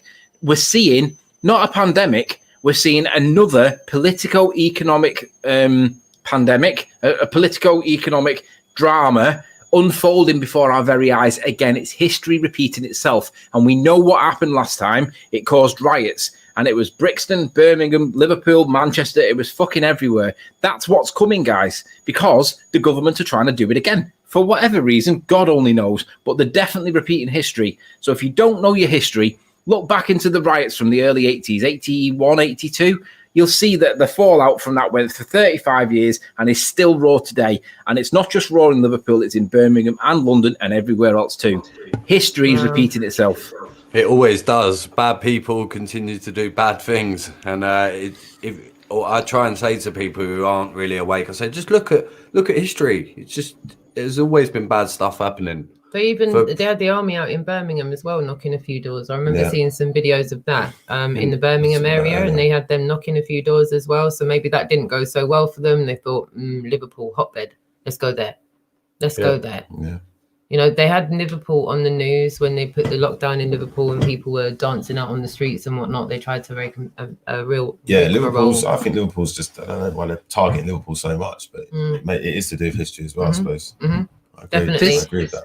Shout out to the chat room as well. Chat room are resonating massively with what's being said. Sarah, Ninja Man, Vagabond as well. Luke Kennedy, shout out for your comments as well. Dominic Morton said, my cousin had his own lab, tested positive for COVID. 4 days later, tested again, negative. Claire said, more likely mass incarceration. Fat says, no masks. Goddess Nut said, Wales seem to think buying knickers or sanitary towels are now non-essentials. Kids' clothes. Yeah. Non-essential. Yeah. Just go and bleed all over the floor and then say, well, I wanted to buy sanitary towels. Sorry. Yeah. Sarah says, do you think they're going to do here what they're saying is happening in Australia? If you refuse the vaccination, 5 years jail or £66,000 fine. Is that a real thing, man? I'm going to have to check that out. Oh my God. I haven't heard the fine part. Yeah. I've heard stories of Australia fining people in the past for certain things. I'm not 100% sure on that though. So we can't really appeal to the motives of other nations. We can only really bitch about our own, because who knows what's going on in Australia? We don't really know what's going. I mean, they've got their opinions and we've got our opinions. But what we can say is whatever's going on now, it's mashed. Is it a similar law system, right? Australia to England? Yeah, it's a Commonwealth country, isn't it? So they have some element of respect for us, and they basically mirror our kind of stuff in the same way that America tends to mirror our stuff too. But they've got their own ability to like impose their own laws, obviously, because they're their own country, right? But I just find that when we look at our own country and we see that all the countries are dealing with it in a similar but tyrant way as well, how much pushing does it take for a society to realise what's going on? I think we're there, nearly there now. With this other lockdown, a lot of normal people, well, I always say normal people, whatever you want to call normal, but a lot of people are saying, nah, we ain't having that. Like a lot of people. I want to be positive, but I want to wait as well on that answer, because we'll see next week. We'll see in the next few days, actually, how people are going to deal with it. Yeah. Yeah, I've got it's going to be straight away. It's not something that's going to be gradual. Our business is going to stay open. You're not going to close for 2 weeks and start opening. You need to stay open now. I do all your supply chains will be broken. I'm with you 100% on that. I think we're going to see over the next 2 days, like what the people are going to do about this, because the line's being drawn. Clearly, by the end of this week, people are going to decide whether they've seen enough information to know that we've witnessed one of the biggest disinformation campaigns known to modern history in 2020 with this whole situation. They're also going to realize that, like you said, they're either going to go quietly into the night and start losing their liberties and human rights, or they're going to sharply wake up and realize it's either now or never. Can I put out to the chat room as well, wherever you're watching from across the international community, what's going on where you are over the next few days? I can tell you for one thing, there's a lot of things going on in the UK over the next few days. What will you in the chat room be doing? Will you be consenting to the government lockdown, or will you be taking your human rights into your own hands and not complying? So press 1 if you will be complying, and press 2 if you won't be complying, or give us a paragraph in the chat room and I'll pop them up on the screen. Carla on a mission, my darling, lovely to see you. Thank you so much for tuning in. And Real Alt World View, lovely to see you. Urban Gorilla, great to see you as well. Goddess Nut for all your chats in the chat room tonight as well, darling. Vagabond, Luke Kennedy as well. All of your chats, Ninja Man as well. I will get back to the chat room shortly. I just want to kind of know where everyone stands on this, because I, for one, won't be complying. I've not complied all the way through. I think anyone who's watched the show from the get-go. We're like the kingpins of it. Definitely haven't complied. I don't know. I think people need to protest like in the big gatherings that we're doing, but people need to continue doing it individually as well. I think that's the, like when you're saying complying individually, I think that's where we've had a problem. I think there's still too many people doing it for other people, like wearing the mask thing, doing it, that sort of stuff for other people. We need those people now to really stop doing that. Anyone that says to me now that I wore it to make someone else comfortable or something like that, I can't have it. You have to stop. Keep winning your own battles, keep winning your own little battles. If we're wrong, we'll be proven wrong by people, but even by when they do that.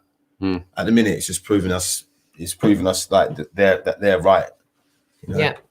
Yeah, I think there's two big things that need to change with protesting. I think that so bear with me for this for a minute. If the protesting's on Saturday, one of the big put-offs for a lot of people is parking's always an issue anywhere in central London, anywhere in central Birmingham. If you do it to Sunday, a lot of the parking is free. Not everywhere, but free parking to protest is obviously a benefit, so we may as well take it. Let's do protesting on a Sunday. The other point is the big benefit is if you do the protesting like all centralised in London, then it's very easy for the police to congregate on London because it's all central, right? But last weekend we saw it, like not just in London, we saw it in Birmingham, we saw it in Manchester, we saw it in Hull, we saw it in Doncaster. It was everywhere. What that does is it stretches the police force thin, so they can't put all the police concentrated in one area. Now, in central London, we saw British Transport Police that have zero authority out on the streets. They can't do anything. They look like police. You think they're police. And unless you realise that they've got no jurisdiction, all it's doing is intimidating you because you think that they're more police. But we're seeing we're seeing normal clothed police officers that we recognise. But we're seeing all these other types of police officers that seem to be police officers that look more like security guards or some other kind of branch of something, wearing red hats, white hats, blue hats. Who are these people? Are they European police forces in disguise? Not sure. Doesn't matter. My point is there's a lot of police that look like police that are not actually police, that might be police, that we don't know what they're quite doing. And we've got to a point where we don't know what the fuck, who are we meant to be following and who are we meant not to be following and who is our fight with? But let's look at it this way. If we did change all the protesting to a Sunday, and aside from the free parking, the police officers generally get a wage enhancement on a Sunday. So they'll thank us for doing it on a Sunday because they're getting double time instead of time and a half.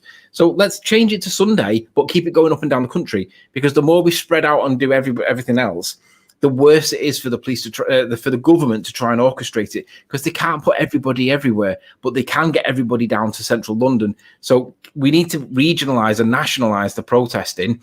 And even if it's like, instead of having one of 10,000 or one of 5,000, if it's two of like half the amounts, that's not a bad thing, because it's still got to be policed and it's stretching the police force. So let's try thinking about Sunday protesting on a national scale and encouraging bring all your mates and especially your partners, your children, because the police can't attack wives and children. The minute they get seen doing that and people start pushing that, it's the worst thing that the police can ever have.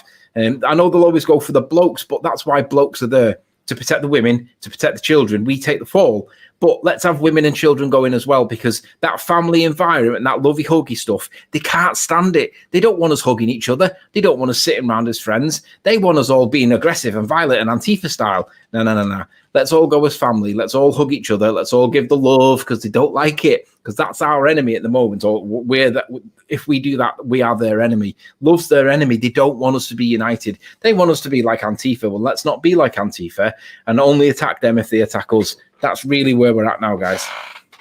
Yeah, absolutely right. Asita said, we should not be helping the police get paid more for this infringement on our human rights. Urban Gorilla said, a winter of fire, real eye-opener. Yeah, I think I'm going to have a take a look at that as well. Vagabond as well, thank you so much for your input. Jax as well, Shells and Nora as well, lovely to see you. Dean in the chat room as well. Thank you so much for all of your input.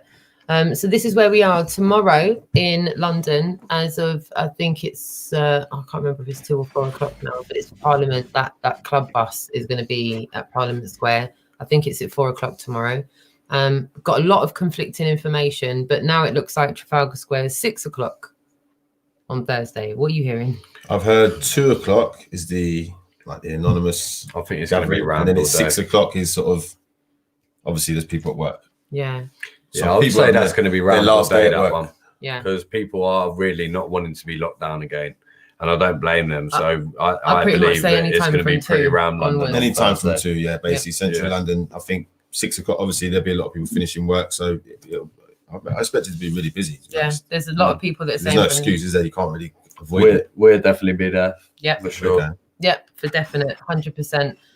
There is a lot of people going with their children. There's a lot of families going, and I mean families. I've heard of some families going with the grandchildren, the grandma, the mum, like everyone. People haven't got any choice anymore, have they? No. Like they're coming out and saying, right, you've got to be locked down, but your children can go out. Yeah. And nothing adds up with anything. Yeah. There's also Liverpool on Saturday. There's also Manchester on Sunday. Isn't Brighton this weekend as well? Sunday, yeah. There's a lot of places across the UK. I'm going to put as much information up on the website over the next 24 hours. The website's going to be updated massively over the next 48 hours. So over the weekend and approaching Monday, it will be up and running. There will be a space for people to sign up for free and go onto the online forum and chat room so that you cannot be censored, as we've got access to our own server. So there won't be a problem with being censored or removed. Obviously, don't put anything illegal up there. But other than that, do what you need to do, because social media is not really trying to see anybody win right about now. No. I've had messages from people telling me that voice notes are sticking for about a day and a half before they've even got access to listen to voice notes. This evening, we had a really weird situation online where I was being told that Sleeping Warrior's devices weren't connected, yet he was just sitting there waiting for us to add him, and I didn't have the opportunity. Anyway, when you don't have a good let me think of how to say this. When you don't have a really productive working communication with people, see little cogs getting messed up like this can literally spat a whole communication down. It is disruptive. Yeah, big time. And you kind of need that secondary. Sometimes you need to 079 someone when all you've got is internet to rely on. You can't do internet calls sometimes. You don't get the information across that you need to. So I would strongly urge that if you are connected with people on social media, start exchanging phone numbers. I would really suggest that you exchange phone numbers. Something that we've now got up and running is the Really Woke Show hotline, and you can call through to that, and we will try and give you as much information as we're privy to as possible. Put you in touch with people that can help you with various information. So it's almost like a little citizens advice bureau for truth, if you think about it like that. You can also call the phone if you want to come onto the show, if you want to have a platform to speak about anything yourself. I definitely want people to have the confidence to speak out and put their head above the parapet, whether you've got the confidence to come on camera like us, or whether you just want to be on audio. If you just want to come through on the phone, we can pop you on loudspeaker and you can get on your soapbox and say to people what you feel you need to say. I want to urge my brothers and sisters from Hull, Sheffield, Leeds, Wolverhampton, Southampton, Exeter, Devon. Shout out the girls from Devon and Exeter as well, and Bristol. Over there in Littlehampton as well, Chichester, Bath. There's a few other areas I promised I'd shout out as well. Milton Keynes as well. Trying to remember them. Should have written them down. I will next time, I promise. But wherever you are from, yes, shout out to all the Telegram groups as well. But what we need is our eggs not all in one basket. Brilliant. I'm actually associating with Telegram myself, but we need to start more initiatives. You need to be future trending. Everything that is being used is going to be surplus to requirement. And if Telegram goes down, then what? Because we're all being on the receiving end of going, great, this is a wonderful idea. We'll do this. Oh, great, that's not working. No, yes. Oh, brilliant. This is a wonderful idea. Great, that's now not working.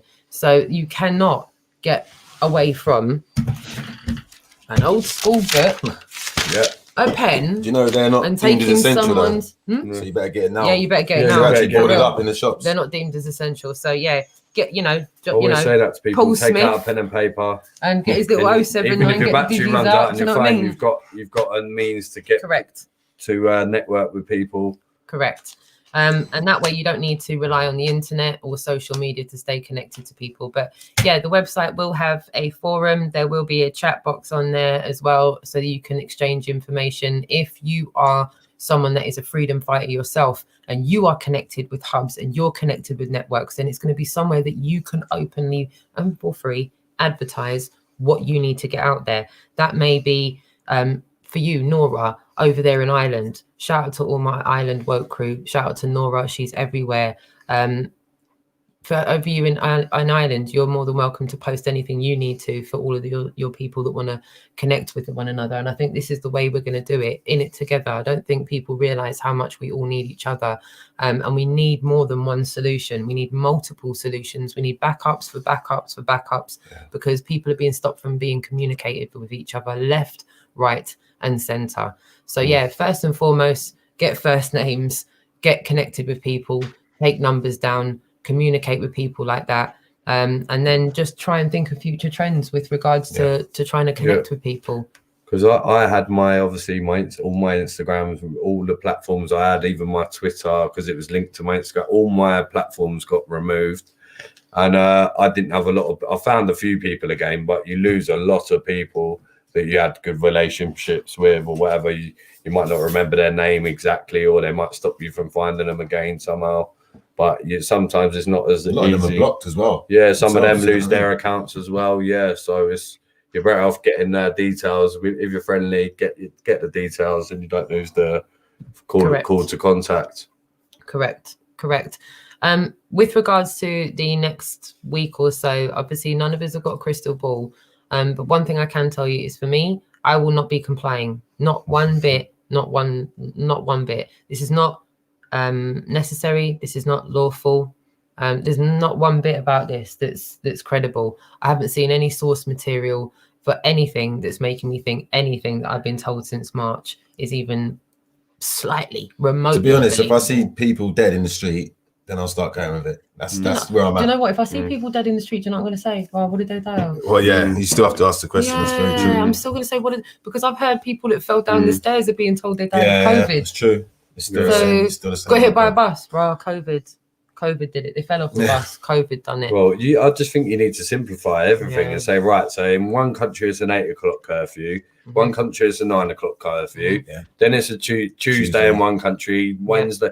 It's all nonsense. Like, absolute, not one thing has made sense from start to finish. The masks were ineffective. Now they're ineffective. Now they are effective. They just move goalposts at the rate you can't believe, like, just to confuse everyone, like we keep saying. Yeah, you're right. If you can't beat them, confuse them, like we've seen on a day-to-day basis. It's so true. Warrior, if you're right there, I'm just going to play a little something for the chat room and all of those watching. It's a short video, but just check this.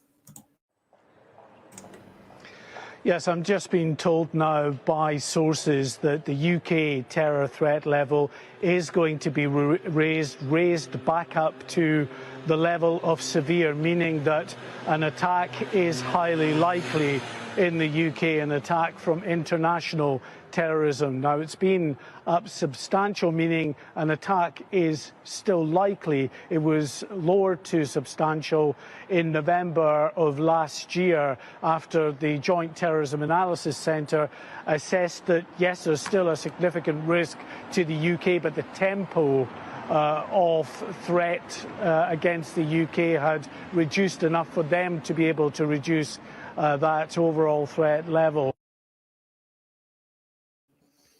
So there you see it. Terror threat being raised, right? And we are literally 24 hours away from being put into this lockdown. Well, my perception of it is maybe another means to get people indoors, because they know they're not going to comply as easily this time. So a false flag then? Yeah. I would say, well, that's my presumption of it. I'm not saying, I could be really wrong, and I hope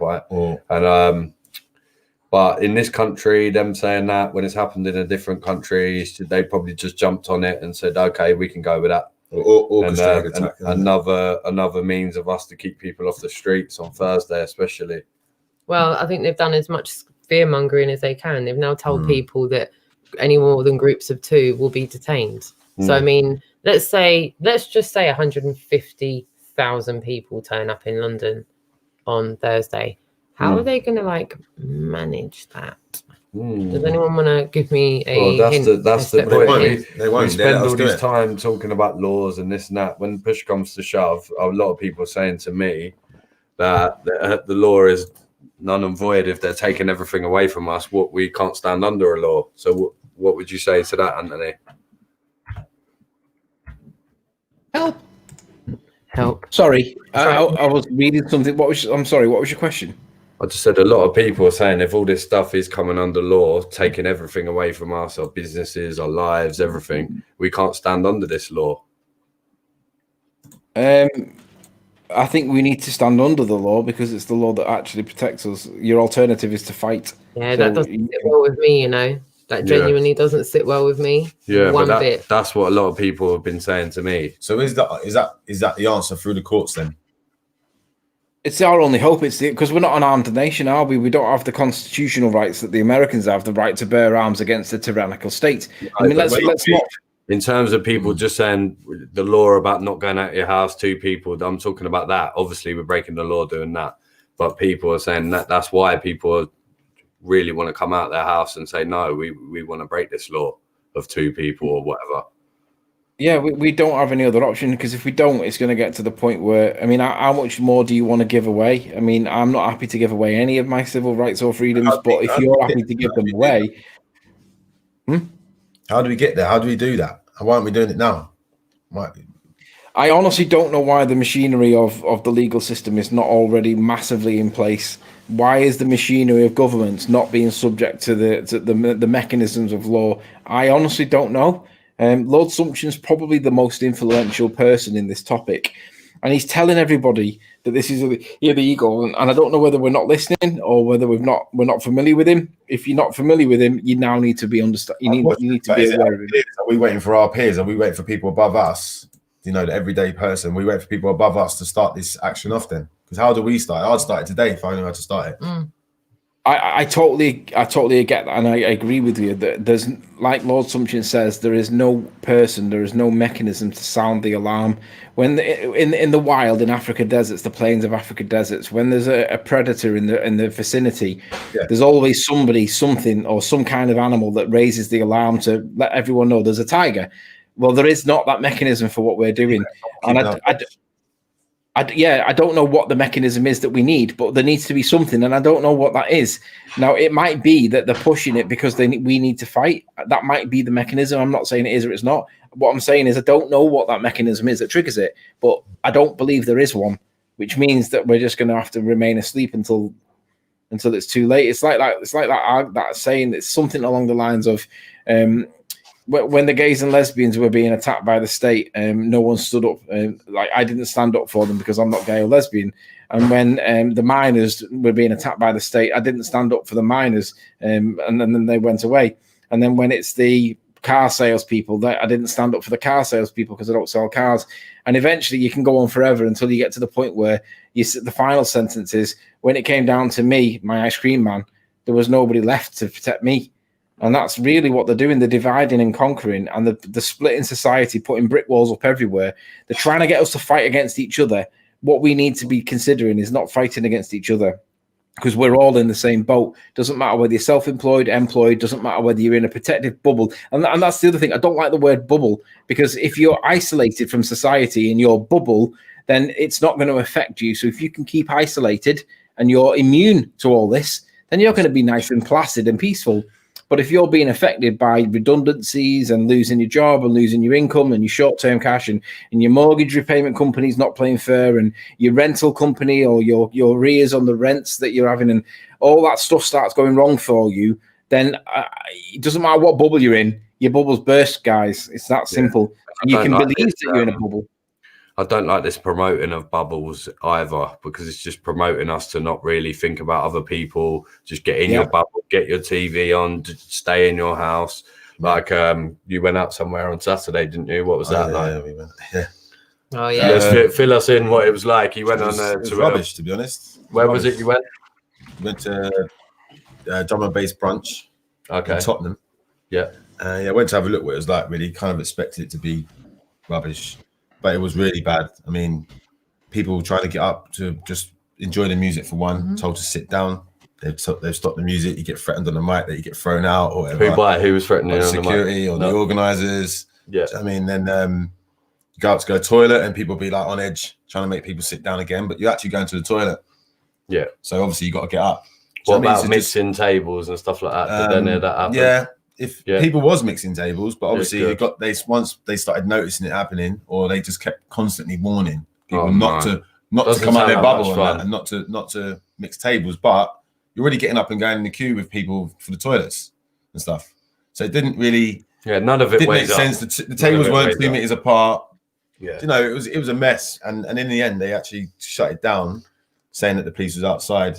Yeah. And we had to go, but we got outside, we couldn't even see the police. Yeah, of course. So I think do you know what? There was it was very nervous. Like the organizer was nervous. It weren't a good. It weren't a party they're trying atmosphere. to put people off going out. I think. I think if you go out, you'd be put off. You won't want to go. Yeah. Every single person that went out with people that go out in the past and all the time. You just it's not what you recognise as going out. It's not enjoyable. No one's enjoying it. The DJs weren't enjoying it. There's no atmosphere, is there? No, because it just John come on the other day and said that, because obviously there's no atmosphere.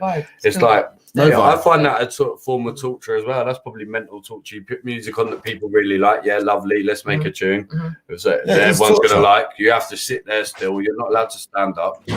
How does that work? I find that very. I'd probably get chucked out within minutes. I would say. Well, the people serving you drinks are nervous as well. Because if they're walking with a mask and stuff, and if they're into the whole COVID thing, they're apprehensive. They don't want to get sick. They don't want to go near people. There's just that fear's really just like how it is in the street, but maybe it's even worse there. Yeah, it was very strange and it wasn't enjoyable. I won't do it ever again. I'll tell you what there is as a result of this disinformation campaign and local lockdowns, right? Which has really disturbed me. I'm going to change gears slightly before we wrap up. And go to our final thoughts for this evening. There's a video circulating on the internet, and it shows how starkly different things are on the street just now. Where you would normally have hustling and bustling streets, where this is London, like pretty much until like 11:30, 12 at night, the streets are busy. Well, until March, really. Even when the lockdown was relaxed, even at nighttime, nothing has really been the same for me since March. But this video that I saw today, cheers for sending it to me, Carl, shocked me beyond belief, right? Because for me, when I first saw this video, everything was up until interpretation until the very end. Until the very end, I was like, well, this could end anyway. It could be a brother, it could be an uncle, it could be anything. Oh, yeah. But what we're going to show you just now shows how vulnerable our children are right now. Okay, they're leaving the schools open. Okay, most children travel to school on their own when they go to secondary school. It's kind of a passage of right as you grow up, right? Even my son, he pretty much got his bike and was like, yeah, I can to school on my own now. So obviously you have secondary school children going to and from school, schools that are still open, and the streets are not as busy anymore. And I feel that children are more vulnerable when that is the case, especially children that are making repeated journeys day in, day out, same time, same route, same place each day, because there's some sick fucks in the world. There are some real sick fucks in the world, and people think it's a fucking conspiracy, and I'm sorry for swearing, but boy, see this video here.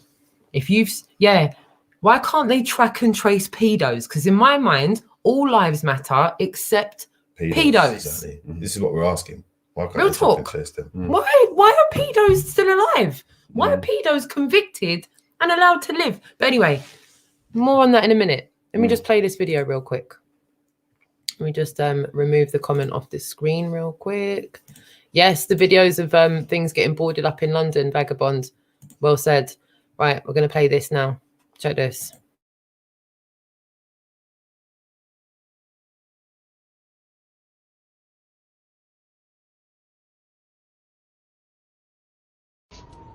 Let her go! What are you doing with her?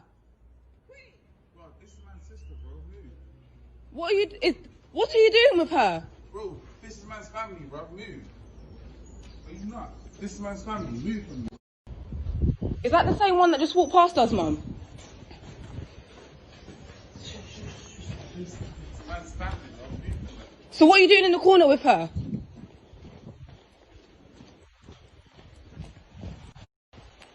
Are you okay? Hey, girl. Hey. Hey.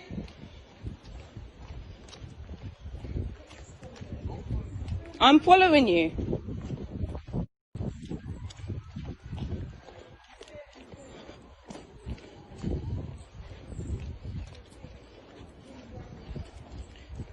Look, why are you fucking stalking, man, bro? What was you doing with her? Are you okay? Do you know him?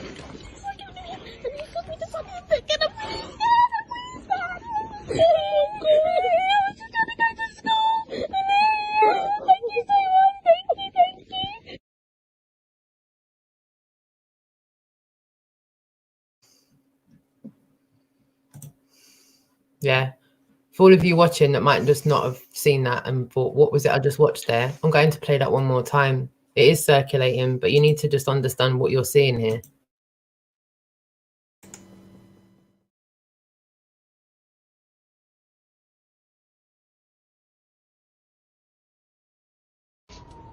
Let her go! What are you doing with her? Bro, this is man's sister, bro. Move. What are you doing with her? Bro, this is man's family, bro. Move.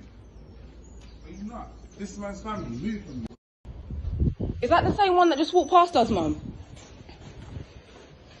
This is man's family, bro. Move from me. So what are you doing in the corner with her?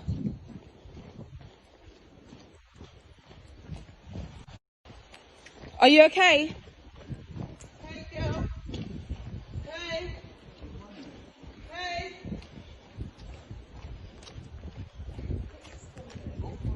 I'm following you.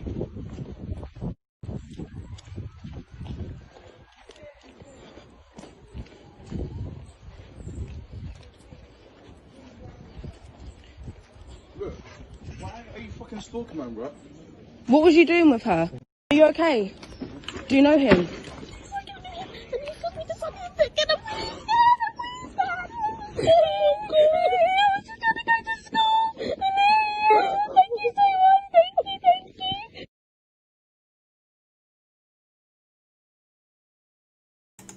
It's going to come with me. Yeah. Sorry, I'm here. Ok. Did you hear what she said? Did you hear what the little girl said at the end? What he told her to do? No. All I could hear was high-pitched squeaking. No, I could make it out. I could make that out. I don't really want to repeat It it. I'm not going to repeat it. It wasn't nice. Video's circulating anyway. Yeah, we really need to start looking out for our children, as we can see that we are the people to do it, because the government doesn't. It puts them to the back of the queue all the time, doesn't want to feed the vulnerable children of the country, would rather line their own pockets, get their own lunch allowance. So we really need to start asking questions, who are the victims in this country? And I think at the moment we can see that it is the children. What was it he said when they first... Did he say, it's my family, move from me, man? Yeah, move. How long will it take this to get reported to the police? And what would the police do about this, or the government? That, Jim? How many people would have just taken that? Because he was quite standoffish, you know? And I'm not going to lie to you. See, if I was on my ones and I approached it and he like literally...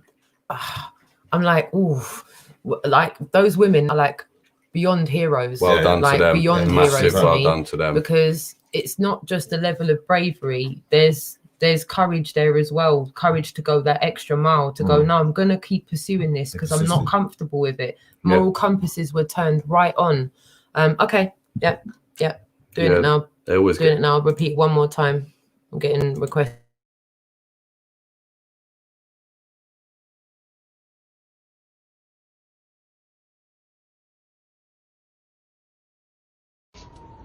Let her go! What are you doing with her?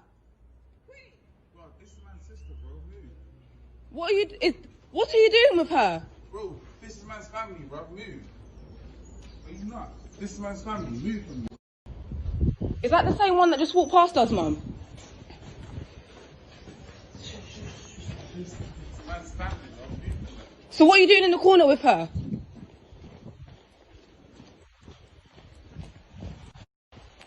Are you okay? Hey, girl. Hey. Hey.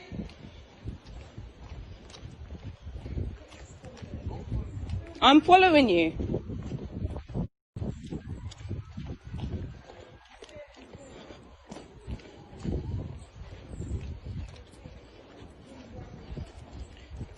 Look, why are you fucking stalking, man, bro? What was you doing with her? Are you okay? Do you know him?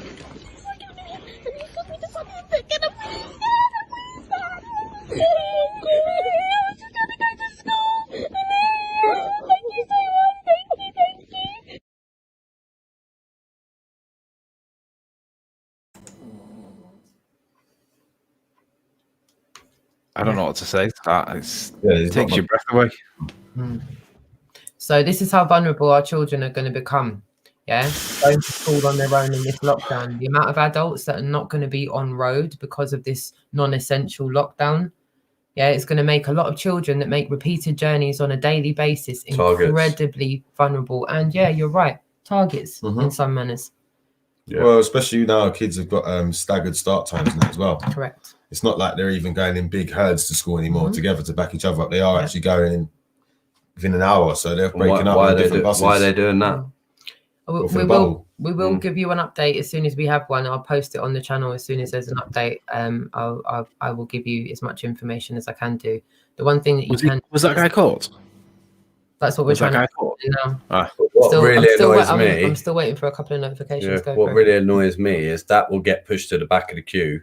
Even with all that evidence, they won't pursue that straight away, but they'd rather go and get some of social distancing. You know what I mean? Rather go and approach a load of kids in a park playing basketball or something than deal with someone like that. Yeah. And that is a fact. There is a lot of people talking on Twitter about this as well. Apparently he was being shielded. There is some talk that he's being caught, but this was circulated in the local area that they were in. His address that came. How many cases have we heard about that they just get shushed away by the police? Or, but apparently his address was made known. And something public maybe they have to, but on a normal day-to-day case, how long does it take? Yeah, he was caught. Yeah, he was caught. Okay, well that's what they'll say. They'll say that no harm, no foul, won't they?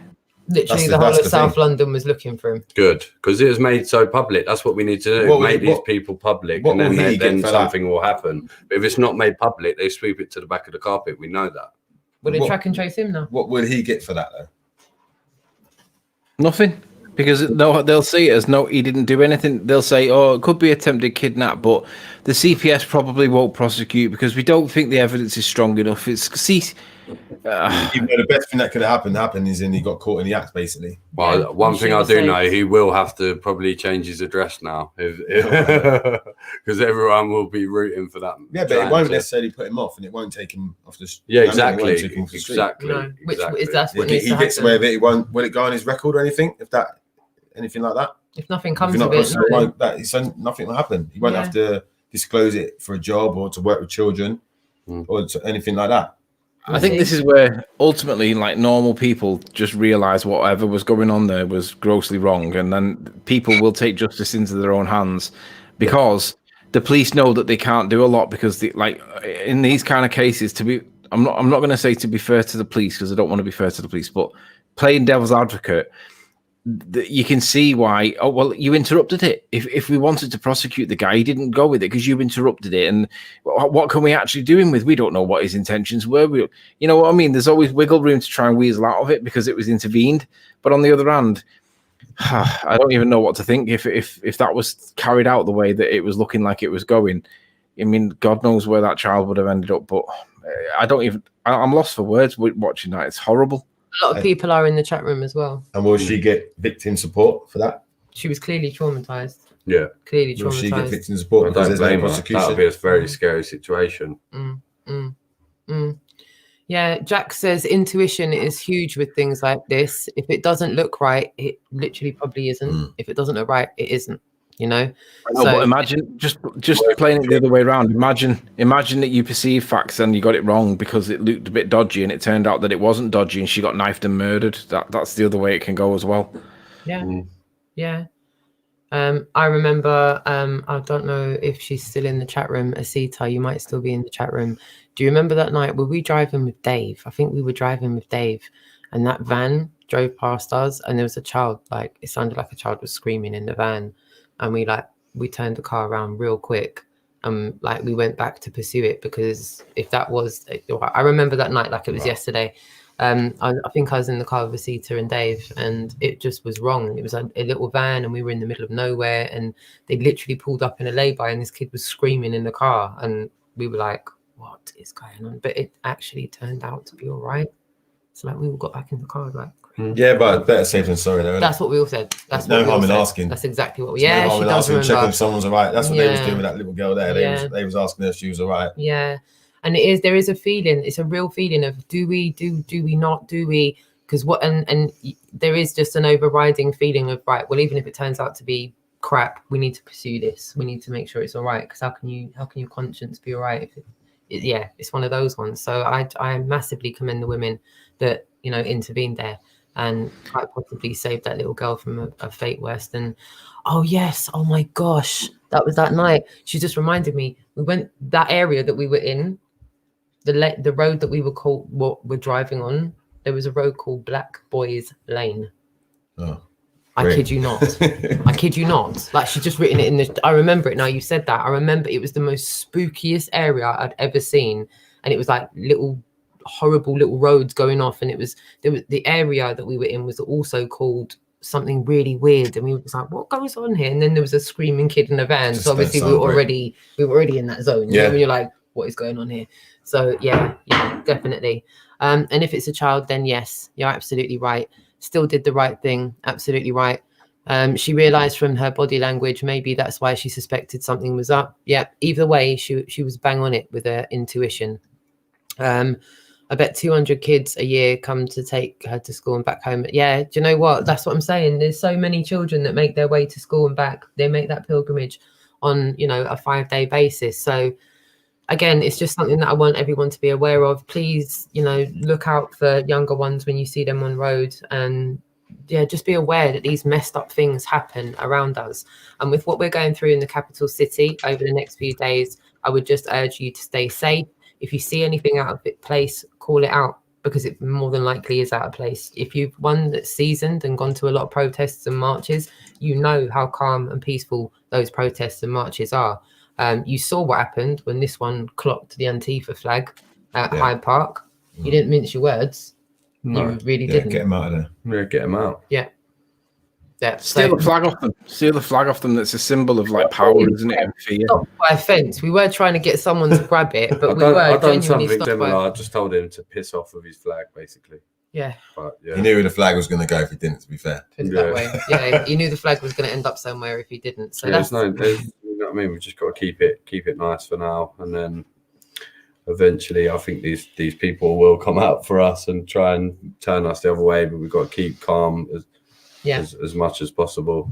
That brings us lovely to our last segue for the evening. We're going to wrap up for the evening, and I'm going to give everyone the opportunity to say their final piece. Say whatever you want everyone to hear before we shut down for the evening, as tomorrow is game time.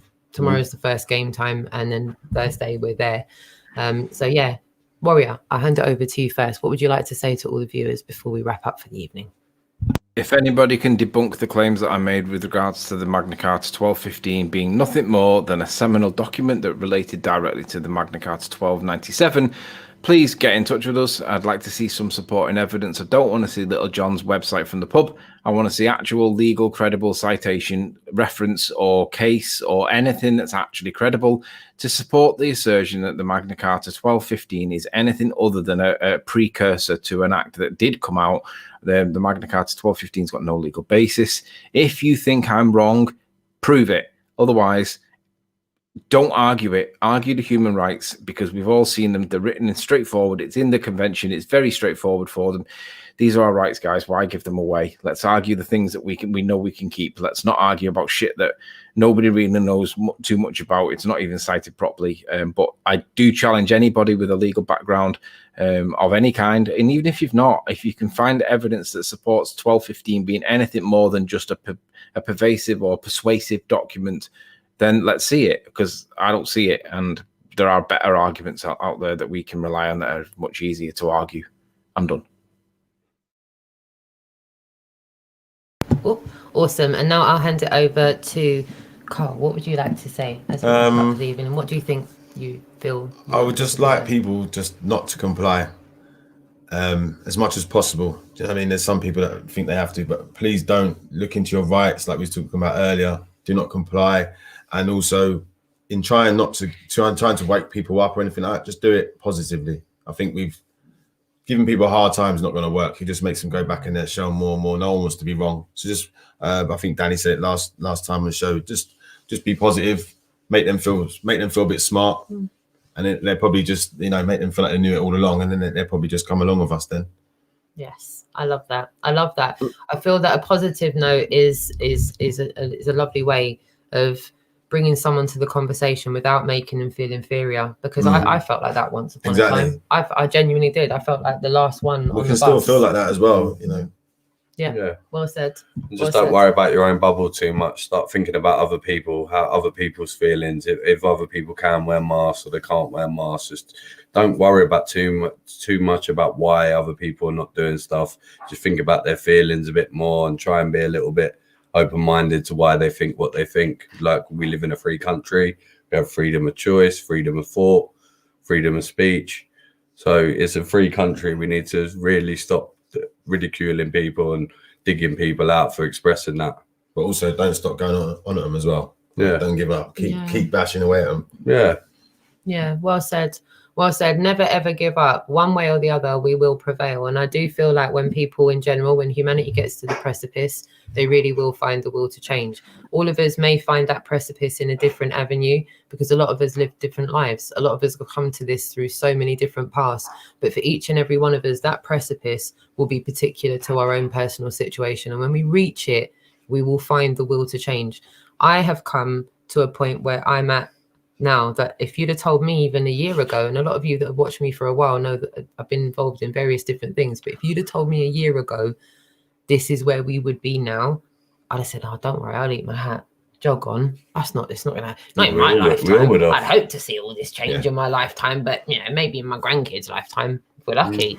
If we do the work now, in a couple of lifetimes, we might see this. Yeah, let's see it. But I've got to say, imagine like once coronavirus finishes and it's all over with, however it concludes, we're going to be like, right, now what we're going to talk about? Back to flat Earth, isn't it? I know, right? So I hope that day comes sooner than what we all think. Now. Yeah. We could just talk about normal stuff like actual football games with real people in them and not cardboard cutouts and actual stuff to talk about, rather than being enslaved. Yeah. Digital enslavement of data and hearsay. Yeah, it's true. It's true. You're all very much welcome in the chat room as well. Jax, Vagabond, William, Carla on a mission, my darling. Big love to you, sweetheart. Owen, Jay, Lunderground, thank you so much for your input tonight, my darling. Adam Meakin, thank you so much. And he absolutely loves it. Yeah, well done, Adam. I don't really know if I can, do you know what? I can try and do a little thing here. In the background here is Jimmy's new logo. Oh, yeah, look, the invisible logo, man. Yeah, look, it kind of, if I just go away for a second, you can see really woke Jim behind us there with the megaphone. Adam, you are ace. You are absolutely ace. He absolutely loves it. Shout out to you, my darling. Paul Keeling, Vagabond as well. Fat, Sarah, Goddess Nut. Lovely to see you all in the chat room as well. Thank you so much for joining us. Luke Kennedy, Inner Guardians, Vagabond as well. If I've missed anyone out, I'm so sorry. I'm trying not to. I'm just going up. Shills as well. Lovely to have you along with us. And Jay Hill as well. Thank you so much for joining us, my darling. We will be live over the next few days in London. So please subscribe to this channel. This is not my main YouTube channel. My main YouTube channel has been striked because we spoke out against the World Health Organization and their efficiency, apparently. That's a community guideline strike. So I'm not really sure at what point in the conversation we did. Much, no. Do you know what? I'm not really sure where we did it. It's a myth to me, an absolute myth. Luke, you're more than welcome, my darling. And yeah, so basically subscribe to this channel that you're watching on now if you're on YouTube. There's a couple of channels. I'm so lost with how many channels that I have got on YouTube now for the Really Woke Show since the last 24 hours. All I know is that there's two channels that both say the Really Woke Show, which has baffled me. So there's 2 channels called exactly the same thing, The Really Woke Show. They both got my logo on, so don't worry, they're not like troll accounts. They are genuine accounts. One of them has about 800 subscribers, and I think one of them has like 35. But yeah, for the next 7 days, unfortunately, I cannot stream or post on Really Woke Roxanne. So you'll have to subscribe to one of the Really Woke Show YouTube channels where you will find all the streams, or subscribe to Facebook and go on the Really Woke Show Facebook page, or go to www.thereallywokeshow.com. where you'll find all the content as well. The site is still under construction, but over the next couple of days, it's going to be transitioning into something more solid where you will be able to sign in. You'll be able to register for free. You'll be able to get a little name for yourself. There's a chat room that'll be there. There'll be a forum there, and there'll be somewhere where you won't be censored and taken down. So something in addition to Telegram, something in addition to a plethora of things that I hope will be brought into the surface for us all to keep communication for, because I think WhatsApp and Skype have become pretty much surplus to requirement. And as I said, don't forget the old, well, you said non-essential now, but the old book, you can write numbers down, pen and paper, book, take names and numbers down. As I said, we do have a Really Woke hotline now. And I said in the description that I will put it in the chat room, but I've done it right at the very end of the show because I'm a little minx.